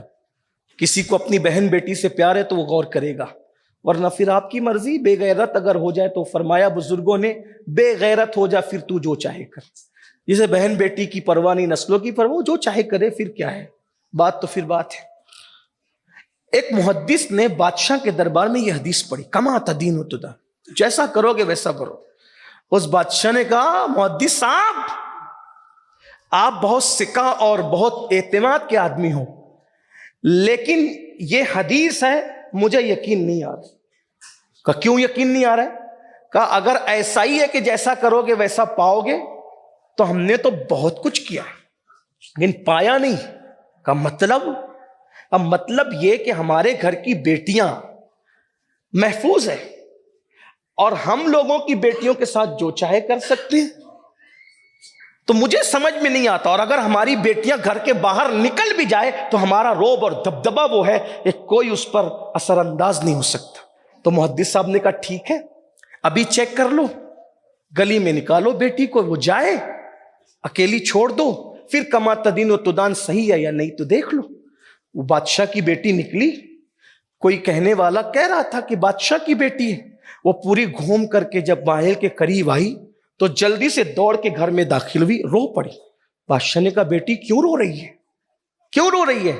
تو تب اس لڑکی نے کہا میں آ رہی تھی، ایک لڑکے نے میرے گال چوم لی۔ اور کچھ کیا؟ کہا اور کچھ نہیں کیا، بس اتنا کیا، اور کچھ نہیں، بس اتنا کیا۔ اتنا کیا؟ رو پڑا۔ محدث کے ہاتھ چوم کے کہا آپ نے صحیح کہا، کما تدین و تدان، یہ حدیث ہے۔ کہا آپ کیوں اقرار کر رہے ہو؟ کہا کہ زندگی میں نے کسی عورت کے ساتھ کچھ نہیں کیا تھا، صرف ایک مرتبہ میں نے ایسا کیا اور وہ میری بیٹی کے ساتھ کر لیا گیا۔ دوسری اور آخری بات سنیں، اگر زندگی میں اپنی بیٹیوں کی بہوؤں کی آبرو بچانا ہے، خود لوگوں کی آبرو کی حفاظت کرو، اللہ تمہاری آبرو کی حفاظت کرے۔ کہتے ہیں ایک شخص تھا غربت تنگ دستی کا شکار، اللہ کی شان، گھر میں ایک کے بعد ایک بیٹیاں ہی پیدا ہوتی رہی، بیٹیاں ہی پیدا ہوتی رہی، اور بیٹیوں کی پیدائش کے بعد جب بیٹیاں جوانی پہ پہنچی رشتے نہیں آتے تھے، اس لیے کہ غربت کی وجہ سے کون کرتا ہے۔ آج میں یہاں یہ بات بھی کہہ دوں، رائچور میں سب چیختے ہیں چلاتے ہیں، بیٹیاں بھاگ رہی ہے، بیٹیاں بھاگ رہی ہیں۔ میں کہتا ہوں بیٹیوں کو شوق ہے بھاگنے کا؟ صرف درد بھری باتوں سے اور درد بھری کانفرنسوں سے ہم قوم کے مسائل کا علاج نہیں کر سکتے۔ ہم جب تک میدان عمل میں قدم نہ رکھیں، بیٹیاں کیوں بھاگ رہی ہے؟ جو بھاگ رہی میں ان کا سپورٹ نہیں کر رہا ہوں۔ میرے بھائی، غریبوں کے یہاں کون رشتے بیچتا ہے؟ دیندار لوگ جو جلسے کراتے بھی ہیں وہ اپنے بیٹے کے موقع بھی سوچتے ہیں کہ میرے بیٹے کو کوئی ایسا گھر ملے جہاں وہ جا کر کے دعوت تو کھا سکے۔ یہ حال ہو گیا ہے۔ چہرے اسلامی ہیں، سوچ اسلامی نہیں ہے، کپڑے اسلامی ہیں، سوچ اسلامی نہیں ہے، زبان اسلامی ہے، سوچ اسلامی نہیں۔ بچیاں 35 سال کی عمروں کو پہنچ گئی، ان کے لیے اچھے رشتے ہیں۔ جو بچیاں مرتد ہوئی ہیں، جب انہوں نے انٹرویو دیا ہے تو یہی کہا کہ ہم خوشی سے نہیں ہوئے، کچھ نے تو یہاں تک کہا ابھی بھی ہمارے دلوں میں ایمان ہے، لیکن ہمیں خوبصورت ہونے کے بعد بھی ہمیں کس مسلمان نے اپنایا۔ یاد رکھنا ظالم معاشرے کے ظالم لوگوں، قیامت کے دن کہیں تمہاری نماز روزے اور تمہاری یہ میٹھی میٹھی باتیں منہ پہ نہ مار دی جائے۔ آقا فرمائیں گے میری امت کی بیٹیاں غربت کی وجہ سے مرتد ہو رہی تھی اور تم شادیوں کی رسومات اور دولت کے پجاری بنے ہوئے تھے، کیا جواب ہوگا؟ ہم نے صرف درد بھری باتیں کی۔ اگر آج کے لڑکے سوچ لیں کہ میں نے پرائرٹی ان لڑکیوں کو دینا ہے جن کے گھر میں چولہا بھی نہیں جلتا، پھر دیکھو کون بچی بھاگتی ہے۔ حالات ہم نے خراب کیے ہیں، اتنے رسومات، بس رسومات میں گھر گئے، اور ہر آدمی چھپتا ہے عورتوں کے پیچھے۔ گھر کی عورتیں نہیں مانتی، ہر معاملے میں مانتی، اس معاملے میں نہیں مانتی۔ جھوٹ ہے، مکر ہے، فریب ہے، نعرے جلسے کانفرنس، کسی مسئلے کا حل نہیں۔ اور اغیار دشمنان اسلام، منکرین اسلام، انہی گندی سوچ کا ناجائز اور حرام فائدہ اٹھا رہے۔ میں اس مجمع میں نوجوانوں سے کہوں، خدا کے لیے اگر ہو سکے تو یہ فکر بناؤ، ہر آدمی اپنی خاندان کی بیٹی کی آبرو بچا لے، ساری عزتیں بچ جائے۔ غریب بھائی پڑوس میں رہتا ہے، کون کرتا اس کی بیٹی؟ غریب رشتہ دار رہتے، کون کرتا اس کی بیٹی؟ اپنے غریب رشتہ داروں کی بیٹیاں ہی گھر میں لے آؤ۔ اور یہ تو سنت بھی ہے، یہ تو سنت بھی ہے، حضور کے گھرانے کی سنت ہے۔ امام حسن کی بیٹی، امام حسن کی بیٹی امام حسین کے شہزادے سیدنا امام زین العابدین، دونوں کا نکاح ہوا۔ امام حسین کی بیٹی امام حسن کے شہزادے حضرت صغرا اور امام حسن مصنع، ان کا نکاح ہوا۔ دیکھتے چلے جائیں، آگے بھی یہ سلسلہ چلتا رہا۔ کیوں نہیں کرتے ایسا؟ اپنے خاندان کی بچیوں کو خود ہی، مگر جہیز نہیں ملے گا، یہ نہیں ملے گا، وہ نہیں ملے گا۔ بچوں کی شادی کرنے نکلے ہو کہ بھیک مانگنے نکلے ہو، بیچنے نکلے ہو؟ اور ہم کسی کی مدد کرنا نہیں چاہتے، امداد کرنا نہیں چاہتے۔ ہو رہا ہے یہ سب۔ تو 4-5 بیٹیوں کا باپ بن گیا، آخر میں بیمار ہوا، رشتے نہیں آتے تھے بچیوں کو اچھے، دوا کے لیے بھی کوئی پوچھنے والا نہیں تھا۔ تو ایک دن اس بڑی بیٹی نے فیصلہ کیا کہ میں نے اپنے باپ کو اس طرح سسکتے ہوئے مرتے نہیں دیکھنا۔ سماج میں ہماری کوئی مدد تو کرتا نہیں ہے، نہ میری بہنوں کو رشتے آتے ہیں، نہ مجھے آتے ہیں، اوپر سے باپ بیمار ہے، اس کو کوئی دوا بھی نہیں دے جاتا، کوئی پیسے بھی نہیں دیتا، کوئی مدد بھی نہیں کرتا۔ پتہ ہے لڑکی نے کیا فیصلہ کیا؟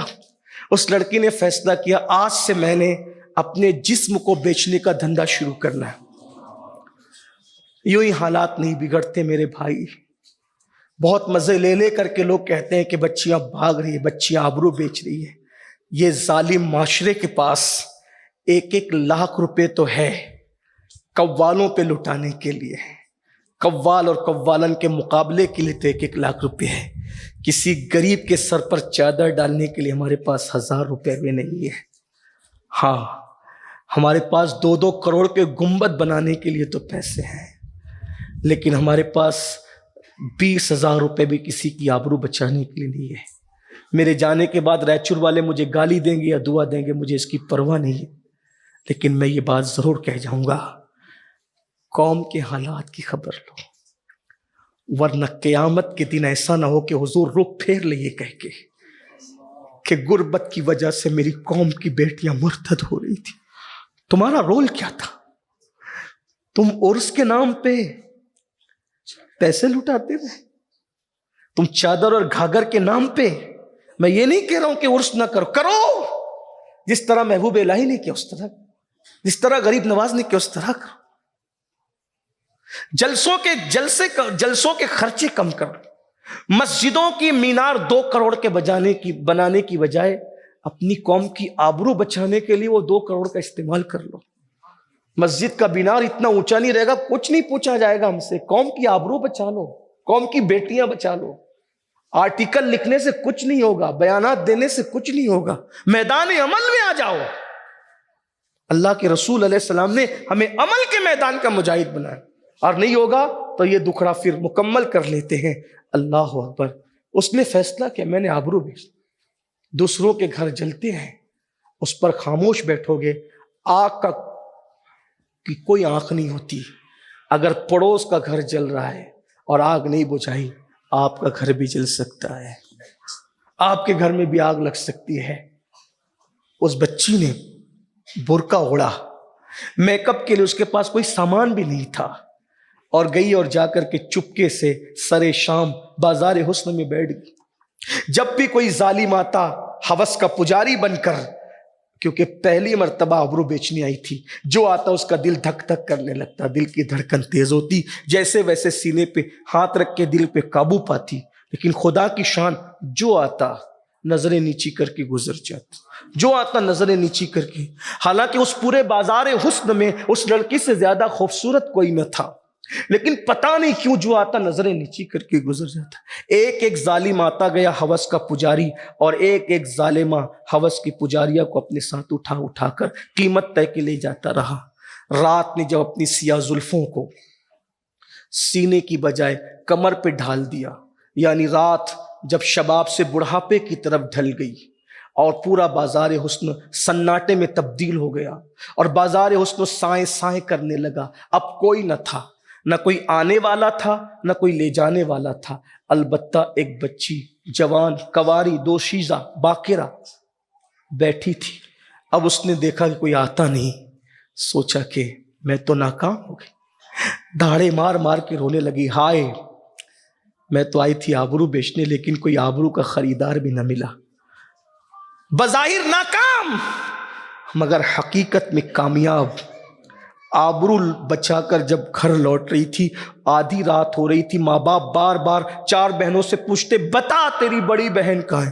بابا وہ بتائے بغیر گئی، خدا جانے کبھی گھر سے باہر قدم نہ نکلنے والی بہن آج کہاں چلی گئی. ایک غریب کے لیے ایمان کے بعد سب سے بڑی چیز عزت ہوتی ہے. روتے رہ گئے ماں باپ، کلیجہ پکڑ کے بیٹھ گیا باپ. بہنیں رو رو کر ادھر ادھر گرتی ہیں.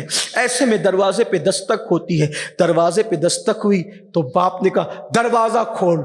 دروازہ بہن نے کھولا تو پورے گھر کا حال ایسا ہوا جیسے کاٹو تو خون نہیں. اندر جیسی بیٹی آئی، باپ نے بھرائی ہوئی آواز میں کہا ظالم کہاں تھی اتنی رات تک تو؟ بیٹی نے باپ کے قدم پکڑ کے کہا بابا پہلے معاف کر دو، پھر بتاؤں گی میں کہاں تھی. ماں نے منہ پہ ہاتھ رکھ لیا، چیخ نکل گئی، معافی کس بات کی، کہاں گئی تھی تو بتا. باپ نے کہا بتا. کہا پہلے معاف کر دے. کہا بتا تو صحیح. کہا بابا آپ اتنے بیمار ہیں کہ آپ کی دوا کا انتظام نہیں ہوتا. ماں بیمار ہے، اس کا کوئی علاج نہیں کرتا.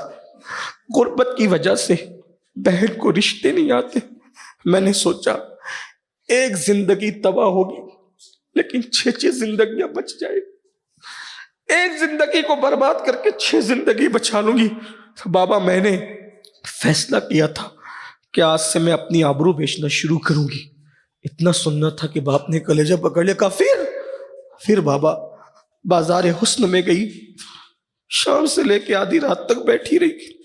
جو آتا اس کی نظریں جھک جاتی, کوئی مجھے تکتا بھی نہیں بابا, اللہ کی قسم مجھے کسی نے تکا بھی نہیں. اور سب کو لے گئے ایک ایک, آنے کے بعد مجھے نہیں لے گئے. میں ناکام لیکن کامیاب واپس آئی. باپ نے خدا کا شکر ادا کرتے گا, واللہ میری بیٹی آدھی رات کیا, اگر تو 50 سال بھی اور پوری زندگی بھی اس بازار حسن میں بیٹھتی تو تجھے کوئی ہاتھ نہیں لگاتا, تجھے کوئی نظر اٹھا کے نہیں دیکھتا. تو سچی ہے, تو آبرو بچا کے آئی ہے. کہ بابا آپ کو اتنا یقین کیسے؟ کہ بیٹی مجھے اپنے اوپر نہیں, اپنے نبی کے فرمان پہ یقین ہے. میرے نبی نے فرمایا کما تدین و تدان, جیسا کرو گے ویسا تمہارے ساتھ کیا جائے گا. میری بیٹی تیرے باپ نے کبھی کسی عورت پر غلط نظر نہیں اٹھائی, میری بیٹی پر کوئی غلط نظر کیسے اٹھا سکتی؟ اس لیے آج سے پہلے جو ہوا توبہ کر لیجئے, معافی مانگ لیجئے اور ایک نیک انسان بنیے. انجوائے کیجئے زندگی کا, انجوائے گناہ میں نہیں, انجوائے نیکی میں, پرہیزگاری میں, تقوی میں. اور میں تو یہ کہتا ہوں اگر زندگی کو خوبصورت بنانا ہو دین سے وابستہ ہو جائیے, زندگی کا بھرپور انجوائے کرنا ہو دین سے وابستہ ہو جائیے. اور اس کے لیے بہترین پلیٹ فارم ہے سنی دعوت اسلام. اس طرف آئیے. ماشاءاللہ رائچور کی سرزمین پہ ہمارے مولانا جمیل برکاتی صاحب, مولانا احمد رضا صاحب, مولانا ناصر رضا صاحب اور بھی ان کے رفقائے احباب, میں سب کے نام تو نہیں جانتا, بڑی محنت کر رہے ہیں برسوں سے. جڑیے, قریب آئیے.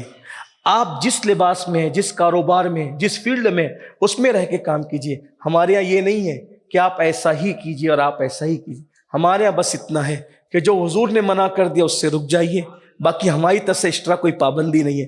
ہم کون ہوتے ہیں؟ اس لیے آئیے نیکی کی طرف آئیے. اللہ سے دعا کرتا اللہ مجھے آپ سب کو نیکیوں کا شوقین بنائے, دین کی طرف راغب ہونے کی توفیق عطا فرمائے. گفتگو کے درمیان اگر کوئی غلطی تو اللہ پاک معاف کر دے. استغفر اللہ ربی ان ربی لغفور الرحیم وما علینا الا البلاغ. السلام علیکم.